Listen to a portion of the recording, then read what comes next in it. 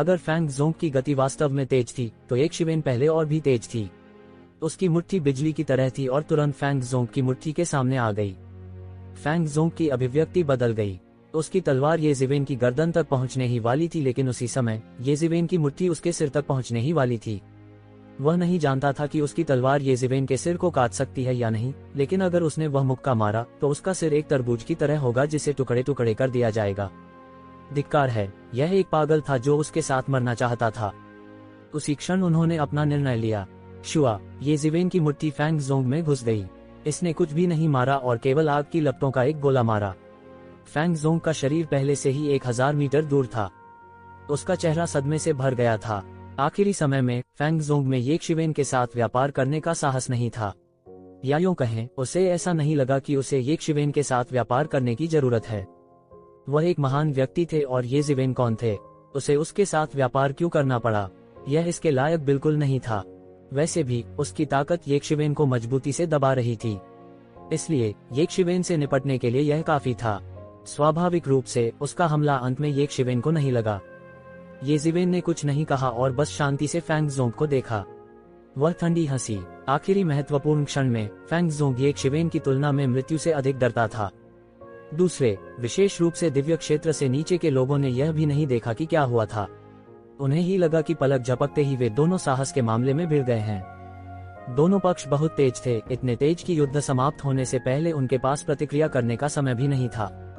केवल कुछ आकाशीय क्षेत्र के विशेषज्ञ युद्ध को मुश्किल से देख पा रहे थे और वे मदद नहीं कर सकते थे, लेकिन ऐसा महसूस कर रहे थे कि वे ठंडे पसीने में भीग गए हैं।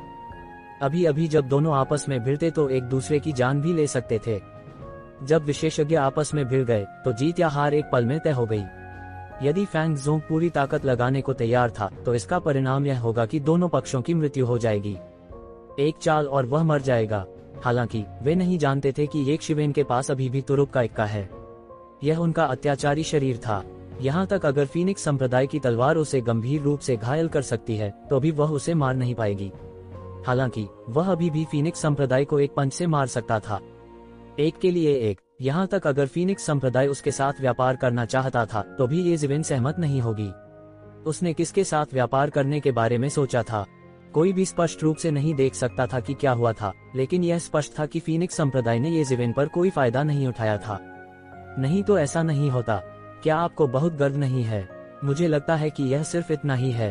ये ज़िवेन ने उपहास किया और कहा, आपके पास एक तेज जीभ है। हालांकि इस समय एक तेज जीभ बेकार है। फीनिक्स संप्रदाय किस प्रकार का व्यक्ति था, इसलिए स्वाभाविक रूप से वो ये शिवेन के बहकावे में नहीं आएगी।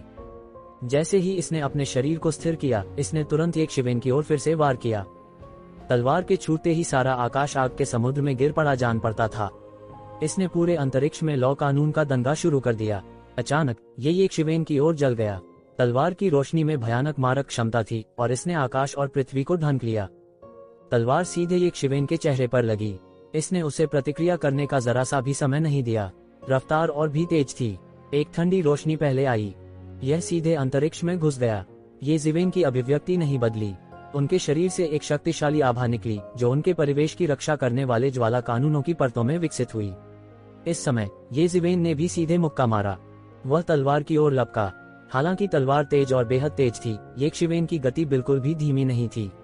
यह सिर्फ हमले को पूरा करने के लिए हुआ। बूम! दोनों पक्ष फिर भिड़ गए। ये ज़िवेन आग की लपटों से भरे आकाश को पार कर गई, लेकिन तलवार की रोशनी ने उसके शरीर को पूरी तरह से प्रभावित कर दिया। ये ज़िवेन के शरीर में ऊर्जा की एक प्रचंड लहर लगातार उमड़ रही थी।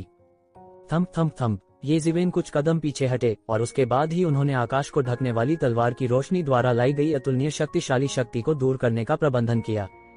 हालांकि उनकी अपनी ताकत बहुत अधिक थी, लेकिन खेती के स्तर के मामले में वास्तव में एक कमी थी।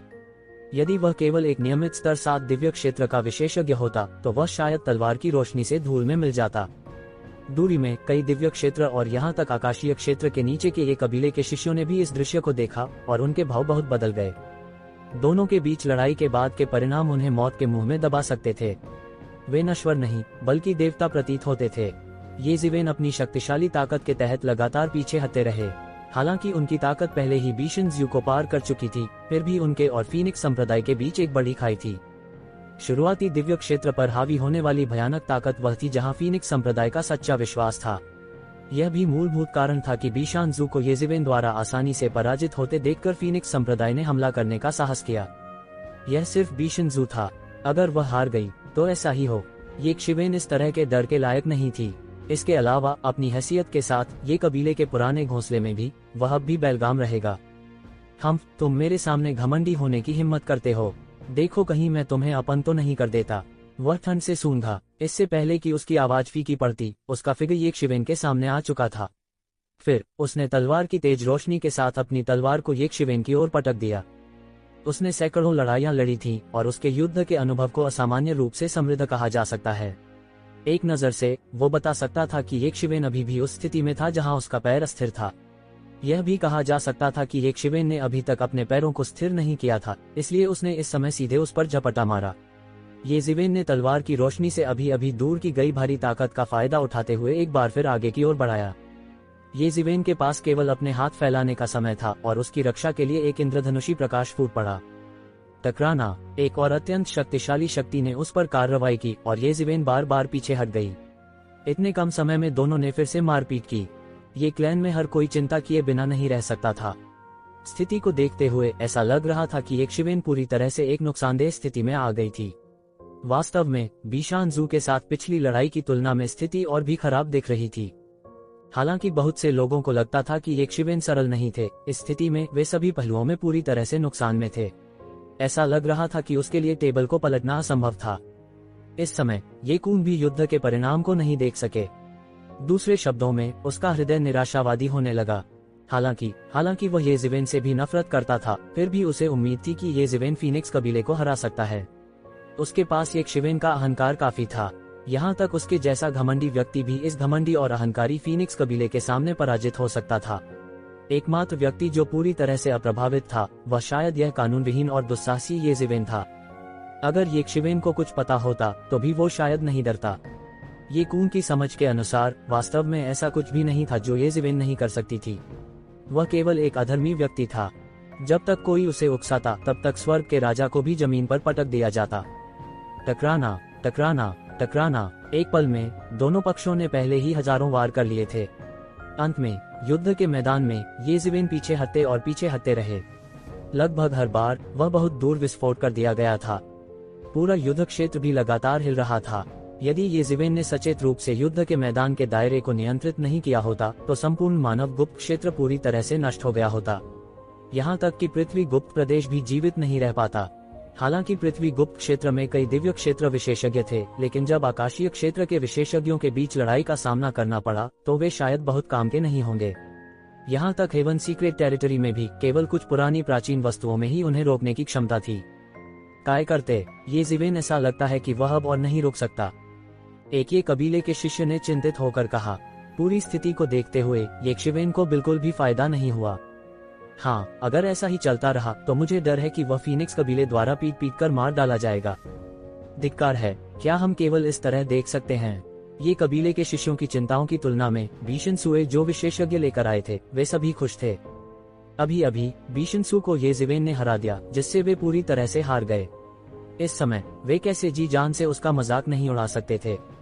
वह मर चुका है। यह ये जिवेन, क्या वह वास्तव में सोचता है कि वह दुनिया में अद्वितीय है?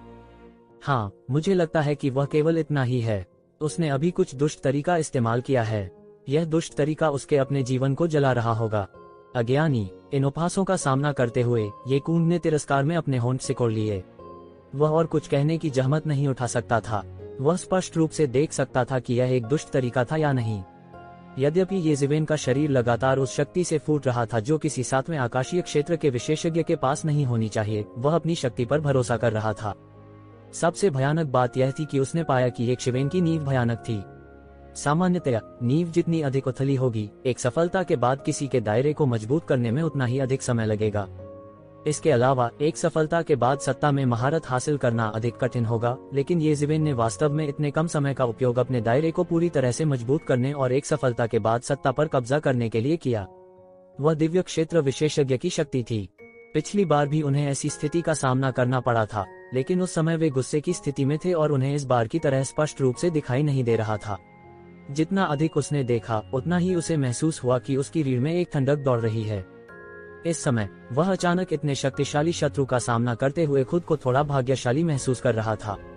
इन 10 वर्षों में उसने अपने मालिक के आदेशों का पालन किया और येज़िवेन के साथ परेशानी नहीं हुई, तब भी जब उसने आकाशीय क्षेत्र में प्रवेश किया था। साधारण लोग केवल यह देख सकते थे कि येशिवेन कदम दर कदम पीछे हट रही थी। फीनिक्स कबीले के हमले भयंकर थे, लेकिन वह देख सकता था कि इतने भयंकर हमलों के बावजूद भी येज़िवेन वास्तव में बिल्कुल भी नहीं हिला। दूसरे शब्दों में, हालांकि फीनिक्स संप्रदाय हमेशा येज़िवेन के बचाव को तोड़ना चाहता था, फिर चाहे उसके हमले कितने भी भयंकर क्यों न हो, चाहे वे कितने भी हिंसक क्यों न हो, येज़िवेन के केंद्रीय घेरे की रक्षा को तोड़ने का कोई रास्ता नहीं था। दूसरे शब्दों में, येज़िवेन को गंभीर रूप से घायल करने का कोई तरीका नहीं था। हालांकि ऐसा लग रहा था कि उसे लगातार उड़ते हुए भेजा जा रहा है, वास्तव में यह केवल गंभीर लग रहा था। वास्तव में यह इतना गंभीर नहीं था। फीनिक्स संप्रदाय ने भी इस समस्या की खोज की थी। हालांकि वो येशिवेन को हरा सकता था, लेकिन वो येशिवेन को नहीं मार सकता था। दोनों के बीच फासला था। हालांकि येज़िवेन की प्रगति बहुत तेज थी, इसलिए उनके बीच की दूरी आश्चर्यजनक गति से कम हो रही थी। वास्तव में यह धीरे धीरे इस हद तक सिकुड़ रहा था कि फीनिक्स संप्रदाय भी निश्चित रूप से यह नहीं कह सकता था कि वह येज़िवेन को हरा सकता है। फीनिक्स संप्रदाय के लिए यह बिल्कुल अकल्पनीय था। टकराना। येज़िवेन को एक बार उड़ते हुए भेजा गया था, लेकिन उसके चेहरे पर एक मुस्कान आ गई। उन्होंने कहा, फीनिक्स ग्रैंड मास्टर, आपके पास और कौन सी तरकीबें हैं? उनका उपयोग करें। मैं देखना चाहता हूं कि आपके पास क्या है। क्या तुम सच में सोचते हो कि मैं तुम्हारा कुछ नहीं कर सकता? फीनिक्स ग्रैंड मास्टर ने ठंडेपन से कहा। क्या ऐसा नहीं है? येज़िवेन ने उपहास किया और फीनिक्स ग्रैंड मास्टर को देखा। हालांकि वह इस समय फीनिक्स ग्रैंड मास्टर को चोट नहीं पहुंचा सकता था, लेकिन फीनिक्स ग्रैंड मास्टर के लिए उसे अत्याचारी शरीर की चौंकाने वाली शक्ति से चोट पहुंचाना भी बहुत मुश्किल था। अन्यथा वह इतनी बार उड़ान भरकर भेजे जाने के बाद बहुत पहले ही मारा गया होता। यहाँ तक एक स्वर्ग क्षेत्र विशेषज्ञ भी ऐसा करने में सक्षम नहीं होगा। 7वें स्तर के स्वर्ग क्षेत्र विशेषज्ञ की तो बात ही छोड़ दें। अत्याचारी शरीर की शक्ति को पूर्ण रूप से प्रदर्शित किया गया। इस बार फीनिक्स ग्रैंड मास्टर ने कुछ नहीं कहा। उसके शरीर से एक के बाद एक शक्तिशाली लपटें फूट पड़ी और उसने उन्हें उगल दिया। उसका पूरा अस्तित्व एक ज्वालामुखी की तरह था, जो लगातार सर्वोच्च लपटें उगल रहा था। ऐसा लगता था कि वे लपटें आग के देवताओं में बदल गई थीं। उनके भीतर अग्नि आत्माएं नाच रही थीं। वाला, देखते ही देखते पूरी लौ जलने लगी। वह तुरंत पागलपन से जल गया और जहाँ कहीं वह गुजरा, पूरा आकाश राख में बदल गया। यह लौ, हम इसे जलते रहने नहीं दे सकते, अन्यथा संपूर्ण मानव गुप्त क्षेत्र राख में बदल जाएगा। इस समय वे स्वर्ग क्षेत्र विशेषज्ञ अंततः अपने होश में आए और चिल्लाए। सभी के साथ मिलकर काम करने के बाद उन्होंने आग की लपटों को एक निश्चित सीमा के भीतर रखने के लिए एक बाधा डाल दी, जिससे उन्हें जलने नहीं दिया गया। हालांकि वह अभी भी बहुत दूर था, लेकिन वह पहले से ही इस ज्योति की अद्भुत शक्ति को महसूस कर सकता था। और इस लौ का एक नाम था। नानमिंगली आग दुनिया की सबसे शक्तिशाली और भयानक लपटों में से एक थी। टकरा जाना। लौ आग की लपट में बदल गई और सीधे येशिवेन की ओर बढ़ी। वो बिजली की तरह तेज थी और एक पल में येशिवेन के सामने आ गई। हुश। येशिवेन के पीछे शैतान के पंख सीधे खुल गए। यहाँ तक उन्होंने सीधे तौर पर इसका सामना करने की हिम्मत नहीं की। उसकी आकृति सुनहरी रोशनी में बदल गई और मौके पर ही गायब हो गई। आइए देखें कि आप और कहाँ छिप सकते हैं। फीनिक्स ग्रैंड मास्टर ने उपहास किया। उसके आदेश के तहत ये नानमिंग पौराणिक आग एक शक्तिशाली शक्ति के साथ फूट पड़ी और पूरे आकाश को ढक लिया, जिससे येशिवेन बच नहीं पाए। वे समुद्र की लहरों के समान गोल घेरे में बह गए। यहाँ तक कि आकाश के तारे भी इस आग के समुद्र में जलकर राख हो जाएंगे। यह नानमिंगली फायर की भयानक शक्ति थी। येशिवेन के घूमने के लिए जगह कम होती जा रही थी। धीरे धीरे आग की लपटों ने उसे अपनी चपेट में ले लिया। चूंकि वे येशिवेन के बचाव को तोड़ नहीं पाए, इसलिए फीनिक्स संप्रदाय ने परवाह नहीं की। वे बस येशिवेन को जलाकर राख कर देना चाहते थे। होंग। अंत में नानमिंगली की आग येशिवेन के शरीर पर जल गई और एक चौंकाने वाला विस्फोट हुआ। सभी ने केवल ये देखा कि येशिवेन एक ज्वलंत व्यक्ति में बदल गई थी। वे हैरान हुए बिना नहीं रह सके। जिस तरह वे स्वर्ग क्षेत्र के विशेषज्ञ हमला करने के लिए तैयार थे, उन्होंने देखा कि नानमिंगली आग से भरा आकाश एक चौंकाने वाली गति से येशिवेन की ओर इकट्ठा हो रहा था। थोड़ी ही देर में सब साफ हो गया। बहुत जल्दी येशिवेन का चेहरा सामने आ गया। उसके जलने के कोई निशान नहीं थे। क्या यह कैसे संभव है? फीनिक्स संप्रदाय सहित हर कोई हक्का बक्का रह गया। वे सब हक्का बक्का रह गए। अगर येशिवेन ने इसका विरोध करने के लिए किसी तरीके का इस्तेमाल किया होता तो यह ठीक होता। सबके पास अपना तुरुप का इक्का था। भले ही वे इसे न समझे, यह आश्चर्य की बात नहीं होगी। हालांकि येशिवेन ने नानमिंगली की सारी आग को अवशोषित कर लिया था। असंभव, मेरी नानमिंग ली फायर को अत्यधिक परिष्कृत किया गया है। वह इसे कैसे अवशोषित कर सकता है? भले ही वह एक लावा प्राणी हो, वह जलकर राख हो जाएगा। फीनिक्स संप्रदाय ने अविश्वास में कहा। उसने संकोच नहीं किया और फिर से तलवार से वार किया। यह आग की लपटों से भरे आकाश में बदल गया और सब कुछ जला दिया। लेकिन पहले की तरह येज़िवेन ने जल्दी से सारी लपटों को अवशोषित कर लिया। यह ऐसा था जैसे नानमिंग ली फायर सिर्फ एक साधारण लौ थी जो उसके लिए कोई समस्या पैदा नहीं कर सकती थी। फीनिक्स संप्रदाय ने इस पर विश्वास नहीं किया। वह नानमिंग ली फायर को बुझाता रहा, लेकिन हर बार येज़िवेन इसे आसानी से अवशोषित कर लेता था। अंत में उसने इस बेकार के प्रयास को रोक दिया क्योंकि उसके शरीर में मौजूद नानमिंग ली फायर को उसने ही परिष्कृत किया था। यह अनंत नहीं था, इसलिए वह इसे इस तरह बर्बाद नहीं कर सकता था। उसने अपनी तलवार पकड़ ली और येज़िवेन से ठंडेपन से कहा, आप मेरी नानमिंग ली फायर का उपयोग कर रहे हैं। तो ज़िवेन ने ठंडेपन से कहा, आपने वास्तव में मेरे माध्यम से देखा। क्या अफसोस है, मैं बहुत करीब था। हुश। जैसे ही उन्होंने बोलना समाप्त किया, उनके शरीर से अनगिनत लपटें अचानक फूट पड़ीं। वे उसके शरीर पर भयंकर रूप से जलते थे, जिससे वह एक ज्वाला सम्राट जैसा दिखता था। इसके अलावा वे सभी नानमिंग ली फायर थे। आप वास्तव में नानमिंग ली फायर का उपयोग कर सकते हैं। यह असंभव है। यह मेरे कबीले की जादुई शक्ति है। बाहरी लोगों के लिए इसे सीखना असंभव है। क्या आपके पास भी मेरे कबीले का खून है? फीनिक्स संप्रदाय ने येज़िवेन को सदमे में देखा। यह येज़िवेन द्वारा अपने नानमिंग ली फायर को जबरन अवशोषित करने से भी ज्यादा चौंकाने वाला था। घमंड मत करो, येज़िवेन ने उपहास के साथ कहा। उनके शरीर में पंचतत्व कियान युआन आरेख तेजी से अग्नि तत्व को परिष्कृत कर रहा था। पृथ्वी और जल तत्व के बाद अग्नि तत्व पूरा होने वाला था। यह 5 तत्व कियान युआन आरेख साधारण 5 तत्वों के साथ परिष्कृत नहीं किया जा सका। लेकिन जाहिर है, नानमिंग ली फायर निश्चित रूप से इस शर्त को पूरा करते हैं। दुनिया में रहस्यमय आग के बीच नानमिंग ली फायर निश्चित रूप से शीर्ष स्थान पर था। सबसे महत्वपूर्ण बात, उन्होंने पाया कि उनके शरीर में रहस्यमय आग वास्तव में नानमिंग ली फायर थी। वह फीनिक्स संप्रदाय के नानमिंग ली फायर को आसानी से अवशोषित करने में सक्षम था और नानमिंग ली फायर के इस बिट का एक अविभाज्य संबंध था। यह नानमिंग ली फायर फीनिक्स कबीले की जादुई शक्ति होने की अफवाह थी। यह एक प्राकृतिक जादुई शक्ति थी। बाहरी लोगों के लिए इसका उपयोग और नियंत्रण करना असंभव था, लेकिन येज़िवेन ने बहुत समय पहले ही नानमिंग ली फायर को वश में कर लिया था। सबसे महत्वपूर्ण बात यह थी कि यह उसके शरीर में लगातार पोषण और प्रजनन कर सकता था। उन्होंने महसूस नहीं किया कि पहले कोई समस्या थी, क्योंकि लगभग सभी अग्निगुण तकनीकों ने लौ को इस तरह से पोषित किया। यद्यपि प्रत्येक तकनीक की अपनी गहराई थी, संक्षेप में वे मूल रूप से समान थीं। लेकिन अब जब उसने इसके बारे में सोचा तो यह सही नहीं था कि यह नानमिंग मिथिकल फायर था। यह फीनिक्स जाति की जादुई शक्ति थी। यहाँ तक कि फीनिक्स जाति में भी केवल शुद्ध रक्त वाले फीनिक्स ही इसका उपयोग कर सकते थे। हालांकि येज़िवेन बिना किसी बाधा के इसका इस्तेमाल कर सकती थी। ऐसे में एक ही संभावना थी, फीनिक्स पुनर्जनन तकनीक। यह एकमात्र व्याख्या थी जो बता सकती थी कि क्यों येज़िवेन नानमिंग ली फायर का उपयोग करने में सक्षम थी, जबकि वह फीनिक्स जाति का सदस्य नहीं था। उन्होंने सैकड़ों वर्षों तक फीनिक्स पुनर्जनन तकनीक का अभ्यास किया था। उनकी काया कुछ हद तक फीनिक्स कबीले के समान होने के लिए रूपांतरित होना शुरू हो गई थी। येज़िवेन ने पहली बार में कुछ भी नोटिस नहीं किया, क्योंकि इससे उसका भौतिक शरीर और अधिक शक्तिशाली हो गया था और उसकी चीख होने की क्षमता अधिक थी। अब जब उसने इसके बारे में सोचा तो यह निश्चित रूप से फीनिक्स रीजनरेशन तकनीक के कारण ही हुआ होगा कि वह नानमिंग ली फायर को नियंत्रित कर सका। उन्होंने 5 तत्वों कियान युआन आरेख के अग्नि भाग को परिष्कृत करने के लिए लगातार नानमिंग ली फायर का उपयोग किया। यदि वह जारी रख सकता है तो अग्नि तत्व वाला भाग जल्दी से परिष्कृत हो जाएगा। उस समय 5 तत्वों कियान युआन आरेख की शक्ति एक स्वर्ग स्तरीय जादू उपकरण की बेड़ियों को पार कर जाएगी और उसकी ताकत में बहुत सुधार होगा। लेकिन यह अफसोस की बात थी कि अंतिम समय में फीनिक्स संप्रदाय द्वारा उनकी खोज की गई थी। बाकी कुछ ज्यादा नहीं लगता था, लेकिन अगर वह इसे खुद ही पूरा करना चाहता तो इसमें बहुत समय लगता। यह अफसोस की बात है कि मैं इतना करीब था, अन्यथा जब मैं समाप्त कर लूंगा तो तुम्हें दबाना केक का एक टुकड़ा होगा। येज़िवेन ने आह भरते हुए कहा, क्या मजाक है? क्या आपको लगता है कि आप मेरे विरोधी हैं? आप दिव्य लोक के 7वें स्तर के हैं। इतना घमंडी होने के लिए आपके पास क्या योग्यताएं हैं?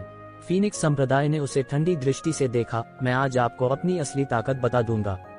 उद्धरण चिन्ह। बूम। एक पल में अनगिनत अत्याचारी ची उसके शरीर से बाहर निकल गए और कानून पूरी तरह से उसके चारों ओर प्रकट हो गए। फिर ये चीज जलने लगी। उसकी नानमिंग ली आग में जल रही थी, जिससे उसके पूरे व्यक्ति को ऐसा महसूस हो रहा था जैसे वह आग के समुद्र में है। वह अग्नि के देवता थे।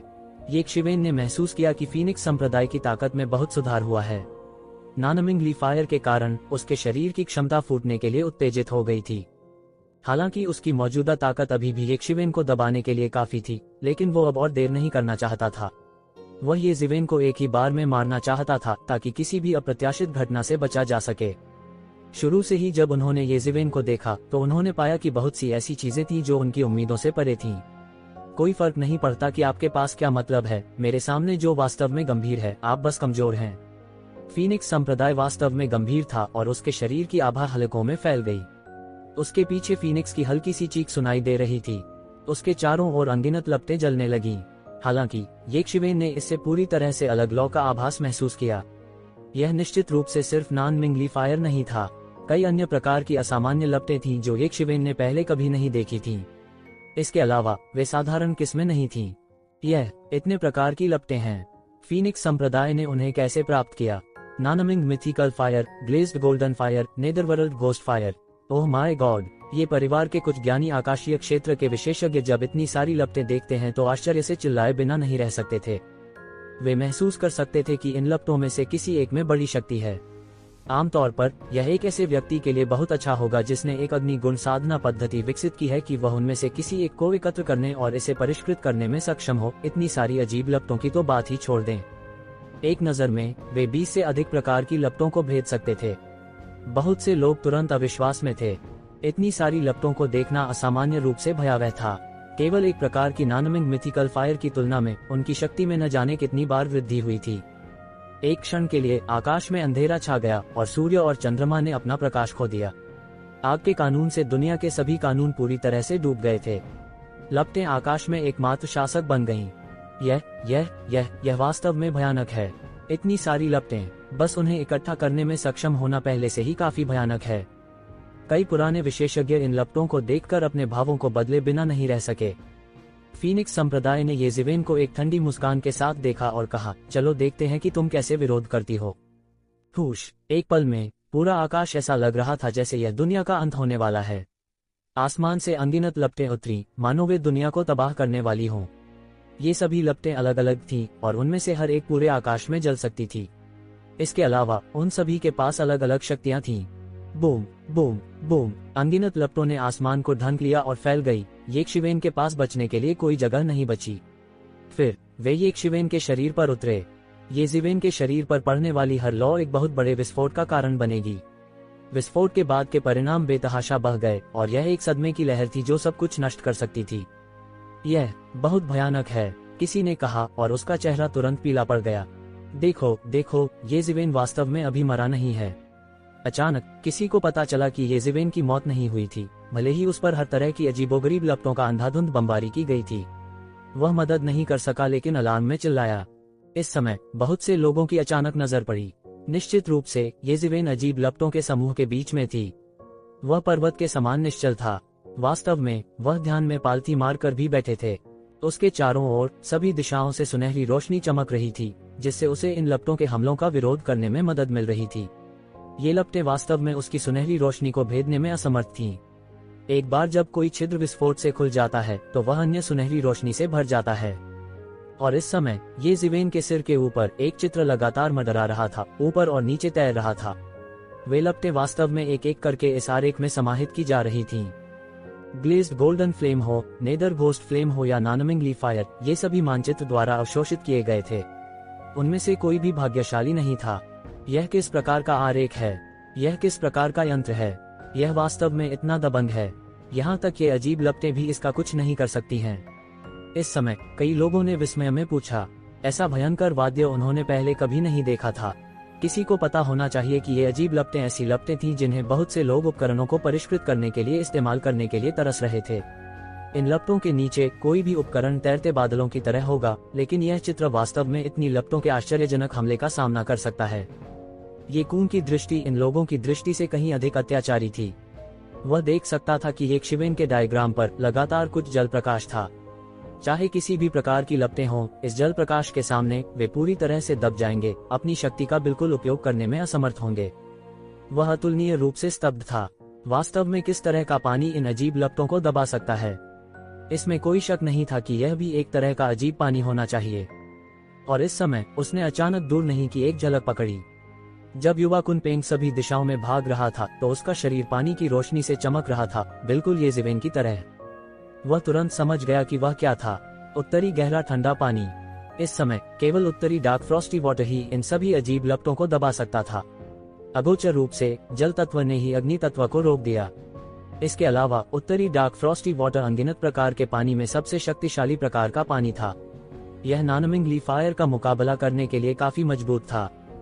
ये ज़िवेन के सिर के ऊपर 5 तत्वों के युआन आरेख ने इन सभी संदेहों को दबाते हुए लगातार उत्तरी डार्क ठंडा पानी उगल दिया। ये ज़िवेन ने उपहास किया।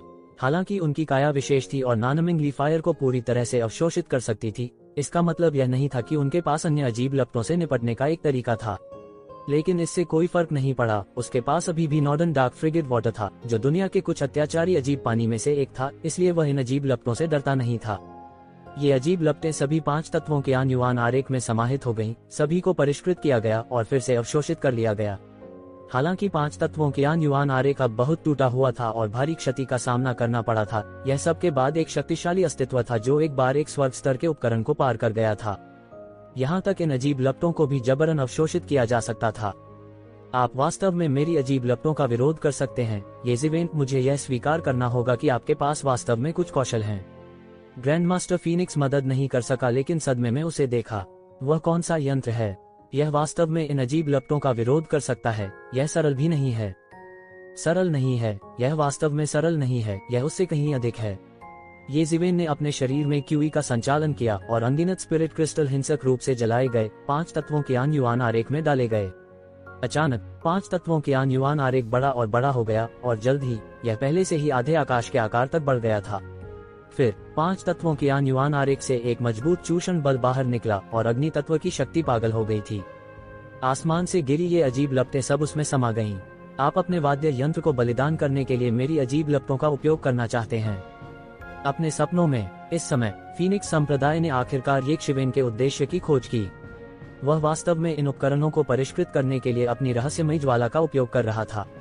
वह क्रोधित हुए बिना नहीं रह सका कि उसका चेहरा लाल हो गया। उसे उम्मीद नहीं थी कि बड़ी चाल जो उसने सावधानी से तैयार की थी, ये ज़िवेन के हाथों बेकार हो जाएगी। यह उनके अजीब उपकरण द्वारा अवशोषित किया गया था। तुम्हें अभी एहसास हुआ है? बहुत देर हो चुकी है। ये ज़िवेन की गंभीर आवाज सुनाई दी। उसने अपने बड़े हाथ से पकड़ लिया और आकाश को ढकने वाले 5 तत्वों के युआन आरेख को अचानक उसके हाथ में पकड़ लिया गया और अंतहीन क्यूई उसमें डाल दी गई। बूम! 5 एलिमेंट्स के युआन डायग्राम पर उसमें से एक मजबूत क्यूई फूटी और 5 एलिमेंट्स के युआन डायग्राम का अग्नि तत्व आखिरकार पूरी तरह से बलिदान हो गया। जैसा कि पृथ्वी, जल और अग्नि तत्वों को एक के बाद एक बलिदान किया गया था, 5 तत्वों के युआन आरेख अचानक छलांग और सीमा से बदल गया और पहले की तुलना में यह केवल एक पृथ्वी को हिला देने वाला परिवर्तन था। जब केवल पृथ्वी और जल तत्वों की बलि दी जाती थी तो पंचतत्व के युआन आरेख को केवल एक शीर्ष स्तरीय स्वर्ग स्तर के उपकरण के रूप में माना जा सकता था, लेकिन एक बार जब अग्नि तत्व की बलि दी गई तो इसकी शक्ति तुरंत एक शीर्ष स्तर के स्वर्ग से अधिक हो गई स्तरीय उपकरण, और यह पूरा कर रहा था पूर्ण परिवर्तन। यह ऐसा था जैसे कोई व्यक्ति दिव्य क्षेत्र से दिव्य क्षेत्र में प्रवेश कर रहा हो और पहले की तुलना में यह बस बादलों और कीचड़ के बीच के अंतर जैसा था। आइए देखते हैं कि रहस्यमय लपटों के बिना आपके पास और कौन सी तरकीबें हैं, और अब आपके सभी रहस्यमय लपटें मेरे खिलाफ बेकार हैं। ये ज़िवेन ने उपहास के साथ कहा। एक पल में 5 तत्वों की युआन आरेख ये ज़िवेन के शरीर में एकीकृत हो गया और यह तावीज में बदल गया जो ये ज़िवेन के साथ मिलना शुरू हो गया। ये ज़िवेन का आभामंडल भी उड़ने लगा। मूल रूप से यह फीनिक्स ग्रैंड मास्टर की तुलना में थोड़ा खराब था, लेकिन अब यह पहले से कहीं अधिक अत्याचारी था। हुश! उसका शरीर तुरंत गायब हो गया और जब वह फिर से प्रकट हुआ तो वह पहले से ही फीनिक्स ग्रैंड मास्टर के पीछे था। अभी वह निष्क्रिय रूप से बचाव कर रहा था, लेकिन अब ये ज़िवेन ने हमला करने की पहल की और पहले की तुलना में वह बहुत अधिक अत्याचारी था। ये ज़िवेन ने एक मुक्का मारा और अचानक अनगिनत पृथ्वी तत्व, जल तत्व और अग्नि तत्व कानून तावीज में बदल गए, एक शक्तिशाली धारा में संघनित हो गए और फीनिक्स ग्रैंड मास्टर की ओर बढ़ गए। 5 तत्वों के युआन आरेख के 3 तत्वों को परिष्कृत करने के बाद ये ज़िवेन की निपुणता और निराकारता की प्राप्ति में अचानक पृथ्वी को हिला देने वाले परिवर्तन हुए। शुरुआत की तुलना में उनकी इच्छाशक्ति की तुलना बिल्कुल भी नहीं की जा सकती थी। मुझे बलिदान के शुद्धिकरण को पूरा करने देने के लिए धन्यवाद देने के लिए आपको मेरे लिए आज्ञाकारी रूप से हारना चाहिए। ये ज़िवेन चिल्लाए और फूट पड़ी। अचानक फीनिक्स ग्रैंड मास्टर के शरीर से अंतहीन लपटें फूट पड़ी और यह अनगिनत कानूनों में बदल गया, सीधे ये ज़िवेन की ओर फटा। तलवार की रोशनी भीतर छिपी हुई थी और यह आकाश को काटती हुई हल्की फुल्की दिखाई दे रही थी। द 5 एलिमेंट्स डाओ, उनमें से कोई भी एक जीवन भर के लिए खेती करने के लिए पर्याप्त है। आप जितना चबा सकते हैं उससे अधिक काट रहे हैं। ऐसा लगता है कि 5 तत्व आपस में मिल गए हैं, लेकिन वास्तव में आप पहले ही रास्ते में एक कांटे पर चल चुके हैं और आपके पास एक आंतरिक दानव है। तुम मुझे इस तरह हराना चाहते हो? आप भ्रमित हैं। फीनिक्स ग्रैंडमास्टर दहाड़ा और तलवार की आभा लगातार उसके शरीर से बाहर निकली, एक विशाल अजगर की तरह आकाश में उड़ते हुए। मैं सड़क पर एक कांटा चला गया। क्या आप नहीं जानते कि अकेला यिन नहीं बढ़ता है और अकेला यांग नहीं बढ़ता है? 5 तत्व एक दूसरे को रोकते हैं और सभी चीजों को जन्म देते हैं। यह सर्वोच्च महान दाव का सच्चा रहस्य है। आप क्या जानते हैं? ये जिवेन भी चिल्लाया। यह दोनों पक्षों के महान दाव के बीच टकराव था और किसी भी पक्ष ने हार नहीं मानी। निराकार की उनकी अपनी समझ थी। बूम! ये जिवेन का तावीज धार और फीनिक्स ग्रैंडमास्टर की ज्वलनशील तलवार की रोशनी शून्य में टकरा गई। ये जिवेन के तावीज धार ने एक पल में ज्वलनशील तलवार की रोशनी को तोड़ दिया। फीनिक्स ग्रैंडमास्टर की ज्वलंत तलवार की रोशनी पूरी तरह से ये जिवेन के उत्तरी अंडरवर्ल्ड कोल्ड वाटर द्वारा नियंत्रित थी और इसे पूरी तरह से दबा दिया गया था। असंभव! ज्वाला कानून की मेरी समझ तुम्हारी समझ से बहुत ऊपर है। मैं तुमसे कैसे हार सकता हूँ? फीनिक्स ग्रैंडमास्टर ने ये शिवेन को अविश्वास से देखा। उनका लॉ कानून पूरी तरह से संयमित था। उसने सोचा कि वह दुनिया पर हावी होने के लिए अपने ज्वाला कानून पर भरोसा कर सकता है। वास्तव में जल तत्व दाव के विशेषज्ञ भी उसकी तलवार को रोक नहीं सके, लेकिन उसे ये जिवेन जैसे राक्षस से मिलने की उम्मीद नहीं थी। ये जिवेन के हमले एक ज्वार की तरह थे और उसका रुकने का कोई इरादा नहीं था। वह इस तरह आगे बढ़ा जैसे वह शून्य में चलते हुए 5 तत्वों के भगवान में परिवर्तित हो गया हो। उनके द्वारा उठाए गए हर कदम के साथ शून्य पृथ्वी, अग्नि और जल गुणों के कानून के फूल में बदल जाएगा। यह एक जादुई दृश्य था जिसे केवल तभी प्रस्तुत किया जा सकता था जब किसी को मौलिक कानूनों के परिवर्तनों की स्पष्ट समझ हो। फीनिक्स ग्रैंडमास्टर और भी अकल्पनीय था। वह बेहद हैरान था। वह जीवन भर अग्नि तत्व के नियमों की साधना करते रहे थे। उनके तलवार दाव कानून भी अग्नि तत्व कानूनों पर निर्भर थे। फिर भी उसने कानून के फूल को संघनित नहीं किया था। ये जिवेन ने एक ही समय में 3 मूलभूत नियमों को विकसित किया। वह कानून के फूल को कैसे सघन कर सकता है? ऐसा लगा जैसे उसने कोई भूत देख लिया हो। उसने केवल कुछ वरिष्ठ पुराने राक्षसों पर कानून के फूल का संघनन देखा था। यह असंभव है, बिल्कुल असंभव। फीनिक्स ग्रैंडमास्टर को विश्वास नहीं हो रहा था। यदि ये जिवेन ऐसा कर सकती है तो क्या यह उसके सभी प्रयासों को नकारना नहीं होगा? यह उसके चेहरे पर थप्पड़ मारने और उसे यह बताने के बराबर था कि उसे लगा कि वह एक प्रतिभाशाली व्यक्ति है, लेकिन वास्तव में वह शक्ति से भी बदतर था। ये जिवेन ने उपहास किया। यद्यपि मौलिक कानूनों की उनकी समझ अत्यंत गहन स्तर तक पहुंच गई थी, फिर भी कानून के फूल को इतने अविश्वसनीय स्तर तक संघनित करने के लिए यह पर्याप्त नहीं था। यह अफवाह थी कि जब प्राचीन आचार्य उपदेश देते थे तो वे कमल के फूलों की बात करते थे और पृथ्वी से स्वर्ण कमल निकलते थे। ये कमल कानून के फूल थे। उनका उपदेश भी कानून की सबसे आवश्यक घटना में सीधे प्रवेश करेगा। यह बहुत ही शानदार था। हालांकि वह ऐसा नहीं कर सका। उसके पास 5 तत्वों के युवान आरेख था। यह पंचतत्व परम का जीवन अस्त्र था। यहाँ तक अगर मौलिक कानूनों की उनकी समझ अविश्वसनीय नहीं थी, 5 तत्वों के युवान आरेख की मदद से वह उसी प्रभाव को प्रदर्शित कर सकते थे।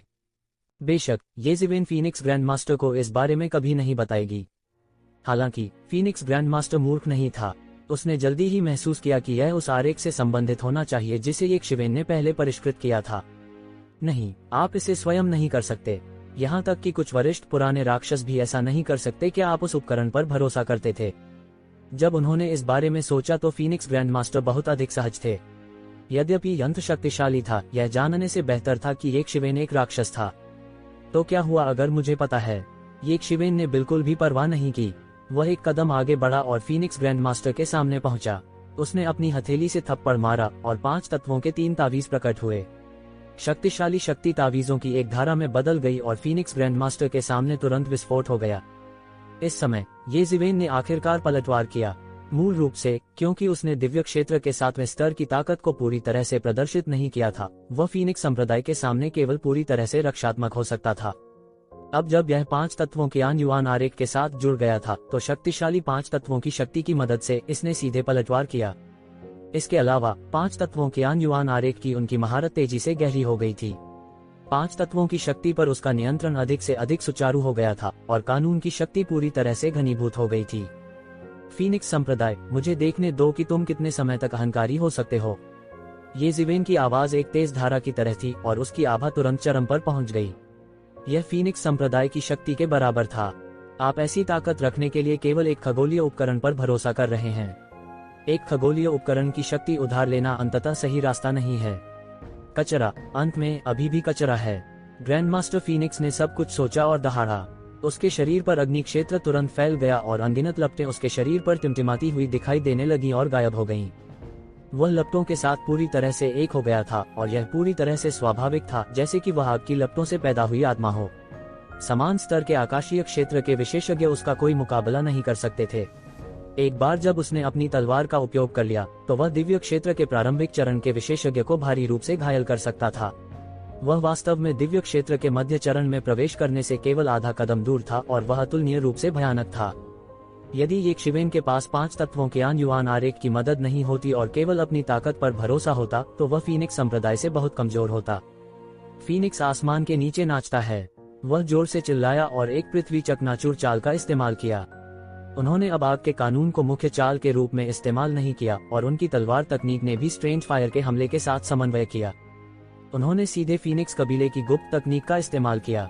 उसके शरीर पर अनगिनत लपटें उसकी तलवार की तकनीक द्वारा निर्देशित थीं और वे शून्य में घनीभूत हो गईं। एक राक्षसी आग फीनिक्स में बदल गईं जो सीधे येज़ेवेन की ओर झपटी।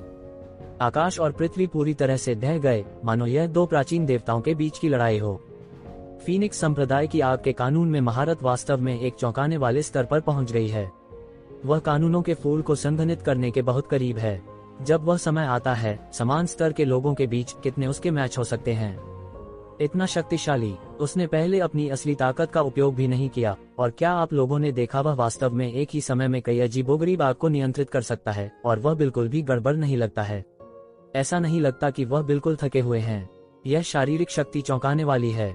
इस कबीले का प्राकृतिक लाभ उन्हें अग्नि गुण में चौंकाने वाली उपलब्धि हासिल करने की अनुमति देता है। अग्नि विशेषता में उनकी उपलब्धियों के आधार पर उनके लिए दुनिया के शीर्ष विशेषज्ञ बनने के लिए पर्याप्त है। इस येज़ेवेन को भी कम करके नहीं आंका जा सकता। मुझे नहीं पता कि वह हर एक किस प्रकार का जादुई उपकरण है, लेकिन यह वास्तव में इतना शक्तिशाली है कि यह वास्तव में 3 विशेषताओं के नियम को फ्यूज कर सकता है।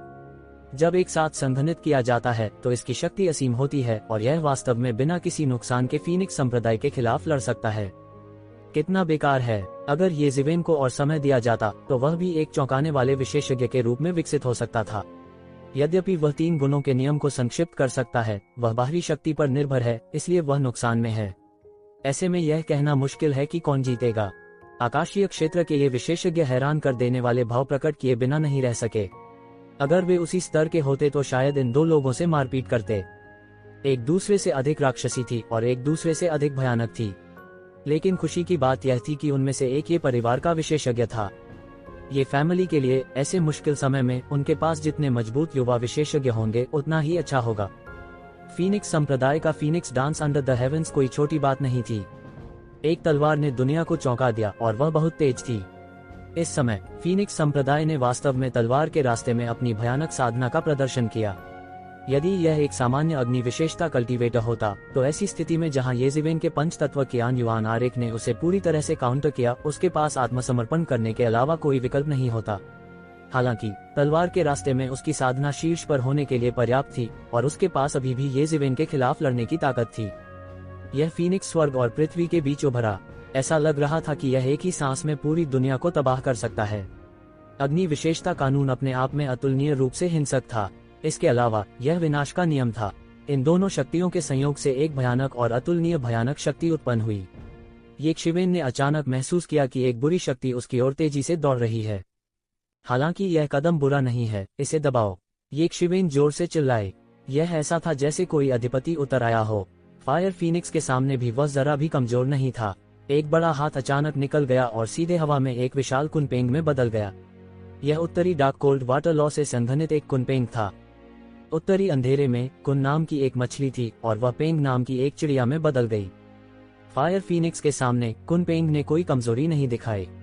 उसकी आंखों में एक गर्व और अलग भाव था जो कुनपेंग की एक ज्वलंत प्रति थी जिसे येज़ेवेन ने अपनी आंखों से देखा था। दूर युवा कुनपेंग भी इस कुनपेंग को देखकर उत्साह से चिल्लाया। बूम! आकाश में 2 विशाल भयंकर जानवर एक दूसरे का गला घोंट रहे थे। फायर फीनिक्स ने अपना मुंह खोला और आकाश आग से भरा हुआ था जो अंतहीन तलवार आभा के साथ मिश्रित था। यह दुनिया को नष्ट कर सकता था और कुनपेंग का पवन और जल कानून और भी कुशल था, एक जंजीर की तरह दुनिया को सील कर रहा था। दोनों पक्षों ने सीधे कानूनों की प्रतियोगिता शुरू कर दी थी। ये दो विशालकाय जानवर दोनों पक्षों के कानूनों के सबसे प्रत्यक्ष अवतार थे। बीप! फायर फीनिक्स ने एक लंबी चीख निकाली, आकाश में उड़ गई और एक विशाल लौ में बदल गई। फिर यह एक पल तेज और जरूरी में गिर गया। इसकी चोंच एक तलवार की नोक में बदल गई और एक अद्वितीय तलवार की रोशनी के साथ यह सीधे येकशिवेन की ओर जा गिरी। इस समय कुनपेंग बिल्कुल भी धीमा नहीं था और उसके सामने अवरुद्ध होकर पानी की एक राक्षसी दीवार में बदल गया। बूम! यह एक और चौंकाने वाली टक्कर थी। आग की लपटें, तलवार की रोशनी, पानी, हवा और अनगिनत कानून एक उन्माद में टकरा गए, जिससे बड़ी दरारें बन गईं। वे दो विशाल लहरों की तरह सभी दिशाओं में फैलते हुए एक जोरदार धमाके के साथ टकरा गए। भले ही भयानक शक्ति दूर थी, दिव्य क्षेत्र के योद्धाओं और दिव्य क्षेत्र के नीचे के योद्धाओं के कपड़े अभी भी लहरा रहे थे। उनके चेहरे पीले पड़ गए थे और उन्हें विश्वास ही नहीं हो रहा था कि वे वास्तव में इतना भयानक टक्कर देख सकते हैं। मैं आग का सम्मान करता हूँ और दुनिया के विनाश के महान सिद्धांत को पूरा करता हूँ। मुझे कोई नहीं रोक सकता और वही आपके लिए जाता है। मरो! फीनिक्स ग्रैंडमास्टर चिल्लाया। इस विशाल ऊर्जा ज्वार में जब कोई भी स्थिति को स्पष्ट रूप से नहीं देख सकता था, एक बड़ा अंतर खुल गया था और तलवार की रोशनी चमकदार लपटों के साथ चमक उठी, जो सीधे येकशिवेन के चेहरे पर जा रही थी। वे एक लड़ाई में येकशिवेन को पूरी तरह से मारना चाहते थे। सुनहरे भालों और बख्तरबंद घोड़ों की जानलेवा आवाज गगनभेदी थी। येकशिवेन की प्रतिक्रिया भी बहुत तेज थी। जैसे ही आग की तलवार की रोशनी उसके चेहरे के सामने फटने वाली थी, उसने एक मुक्का मारा और सुनहरी रोशनी से भरे आकाश के साथ उससे मिला। बजना! एक तेज आवाज थी और येकशिवेन बार बार धमाका कर रही थी। उसकी मुट्ठी पर एक बड़ी दरार प्रभावशाली रूप से दिखाई दे रही थी और खून के छींटे पड़े थे। फीनिक्स ग्रैंडमास्टर की तलवार की रोशनी ने सीधे येकशिवेन की त्वचा पर मंच के घाव को काट दिया। अगर ये येकशिवेन की गर्दन होती तो शायद इसे वहीं काट दिया जाता। युद्ध की शुरुआत के बाद यह पहली बार था। तुमने अपनी तलवार बदल ली, येकशिवेन ने शांति से कहा। उसके हाथ का घाव भी जल्दी से एक चौंकाने वाली गति से ठीक हो गया और कुछ ही समय में वह पहले जैसा हो गया। दूसरी ओर फीनिक्स ग्रैंडमास्टर और भी तेज था। बिना सांस लिए वो अपने साथ तूफान जैसा हमला लेकर आई और येकशिवेन पर फिर से हमला कर दिया। आपको बताने में कोई बुराई नहीं है। यह फीनिक्स पंख तलवार है जो मेरे कबीले के पूर्वज के फीनिक्स पंखों से परिष्कृत है। इसकी शक्ति अद्वितीय है और यह अविनाशी है। मैं मूल रूप से फीनिक्स फेदर स्वॉर्ड का उपयोग नहीं करना चाहता था, लेकिन मुझे आपके द्वारा इस हद तक मजबूर किए जाने की उम्मीद नहीं थी। लेकिन इतना ही, तुम अब भी मेरी तलवार से मारे जाओगे। आपको बताने में कोई बुराई नहीं है। यह मेरे पूर्वज के फीनिक्स पंखों से बनी फीनिक्स पंख तलवार है। इसकी शक्ति अद्वितीय और अविनाशी है। मैं मूल रूप से इसका उपयोग नहीं करना चाहता था, लेकिन मुझे आपके द्वारा इस हद तक मजबूर किए जाने की उम्मीद नहीं थी। हालांकि वह सब है, तुम अब भी मेरी तलवार के नीचे मरोगे। फीनिक्स के पूर्वज ने शांति से कहा, जैसे उसने पहले ही येकशिवेन की मौत देख ली हो। फीनिक्स कबीले के कुलपति फीनिक्स कबीले की ताकत को देखकर ही फीनिक्स कबीले के कुलपति की भयानक ताकत को देखने में सक्षम थे। फीनिक्स पंख तलवार की शक्ति जो फीनिक्स पंखों से उसके शरीर पर परिष्कृत की गई थी, स्वाभाविक रूप से असाधारण थी। येकशिवेन के अत्याचारी शरीर की कठोरता के साथ वह वास्तव में येकशिवेन को घायल करने के लिए रेनबो गॉड रॉब और अत्याचारी शरीर की रक्षा की दो परतों को तोड़ सकता था। वह पहले से ही चौंकाने वाला था। सभी को पता होना चाहिए कि फीनिक्स के पूर्वज और येकशिवेन के बीच लड़ाई में, हालांकि येकशिवेन को उड़ते हुए भेजा गया था, वह बिल्कुल भी घायल नहीं हुआ था। अधिक से अधिक वह थोड़ा घायल हो गया था और पलक झपकते ही फीनिक्स रीजनरेशन तकनीक ने उसे ठीक कर दिया था। यह बहुत ज्यादा नहीं था। इससे कोई भी देख सकता था कि फीनिक्स पंख तलवार कितनी मजबूत थी। यह निश्चित रूप से येकशिवेन की जान को खतरे में डालने के लिए काफी था। वे दोनों अब तक लड़ते रहे। यदि यह एक सामान्य दिव्य क्षेत्र प्रारंभिक चरण का विशेषज्ञ होता तो वे इस तरह की पागल लड़ाई के बाद टिके नहीं रह पाते। हालांकि उनमें से एक असाधारण पृष्ठभूमि से आया था और दूसरे ने असाधारण मार्शल आर्ट की खेती की थी। इन दोनों का फीनिक्स रेस से काफी लेना देना था। जिस क्षण फीनिक्स पूर्वज के शब्द उतरे, हमलों की अगली लहर तूफान की तरह आ गई। गड़गड़ाहट की लौ तलवार की रोशनी हवा के माध्यम से चुभती है और चार्ज हो जाती है। गड़गड़ाहट की ज्वाला तलवार की रोशनी हवा में फैल गई, जिससे किसी की दृष्टि गड़बड़ हो गई और आकाश ढह गया। येकशिवेन के सामने सुनहरी दीवारों की परतें दिखाई दीं। विस्फोटक शक्ति को परत दर परत सुनहरी दीवारों द्वारा अवरुद्ध किया गया था। टेंग! तेज तलवार प्रकाश फूट पड़ा, सीधे मौके पर सुनहरी दीवार टूट गई। इसे बिल्कुल भी ब्लॉक नहीं किया जा सकता था, क्योंकि यह अतुलनीय रूप से तेज था। डांग! एक तेज और कर्कश आवाज थी और येकशिवेन के हाथ में एक लंबी काली तलवार दिखाई दी। यह फीनिक्स संप्रदाय की फीनिक्स पंख तलवार से टकराया। हर जगह चिंगारी फूट पड़ी और अंधेरे दानव ऊर्जा और आग की लपटें मौके पर फूट पड़ी, जिससे उन्माद फैल गया। वह एक राक्षसी कलाकृति है। फीनिक्स पूर्वज ने तुरंत प्रतिक्रिया व्यक्त की। मैं तुम्हें धमकाना नहीं चाहता था, लेकिन अब इससे कोई फर्क नहीं पड़ता, ये जिवेन ने उपहास किया। उसने फीनिक्स कबीले के पूर्वज के फीनिक्स पंख को परिष्कृत किया था और उसके हाथ में जो एक था वह भी शैतान सम्राट द्वारा परिष्कृत किया गया था। इसलिए यह कहना कठिन था कि उनमें से कौन दूसरे से अधिक शक्तिशाली था। ये जिवेन ने देवदूत की तलवार को अपने हाथ में पकड़ रखा था और तुरंत उड़ गई। यहाँ तक वह हमला करने के लिए आगे बढ़ा। ये जिवेन की ताकत उसके हाथ में देवदूत की तलवार के साथ दोगुनी हो गई थी। इसके अलावा फीनिक्स फेदर स्वॉर्ड द्वारा घायल होने के डर से उसे एक पल पहले की तरह खुद को संयमित करने की जरूरत नहीं थी। एक पल में एंजल्स की तलवार से राजसी तलवार आभा निकली। निर्णय की तलवार, ये शिवेन जोर से चिल्लाए। अचानक ऐसा लगा जैसे वह एक अजेय विशेषज्ञ बन गया हो। वह दुनिया की हर चीज का न्याय कर सकता था। सब कुछ उसके द्वारा आंका जाना चाहिए। उसकी तलवार की आभा फूट पड़ी। उसके रास्ते में सब कुछ चकनाचूर हो गया। यह तलवारबाजी की एक भयानक लंबी नदी में संघनित हो गया, जो एक ऐसी धारा में बिखर गया जो सीधे फीनिक्स संप्रदाय की ओर जा रही थी। ये जिवेन की तलवार की आभा में तलवारबाजी की उनकी अपनी समझ थी। इसने तुरंत दुनिया को दबा दिया। हालांकि फीनिक्स संप्रदाय की तलवारबाजी की समझ बेहद शक्तिशाली थी, ये जिवेन कोई कमजोर नहीं थी। फीनिक्स पूर्वज जोर से चिल्लाया। उसके शरीर पर आग की लपटें उसके फीनिक्स पंख तलवार के साथ तालमेल बिठाते हुए और तुरंत बाहर निकल गईं। बूम! दोनों पक्षों के हमले भयंकर रूप से टकराए और अचानक एक बल में बदल गए जो आकाश में उड़ गया। यह बेहद भयानक था और दृश्य अचानक गतिरोध में था। मरना! ये जिवेन के हमलों की दूसरी लहर तुरंत आ गई। यह बहुत तेज था और उसने फीनिक्स संप्रदाय को सांस लेने का बिल्कुल भी मौका नहीं दिया। पूरा मंजर एकाएक पलट गया।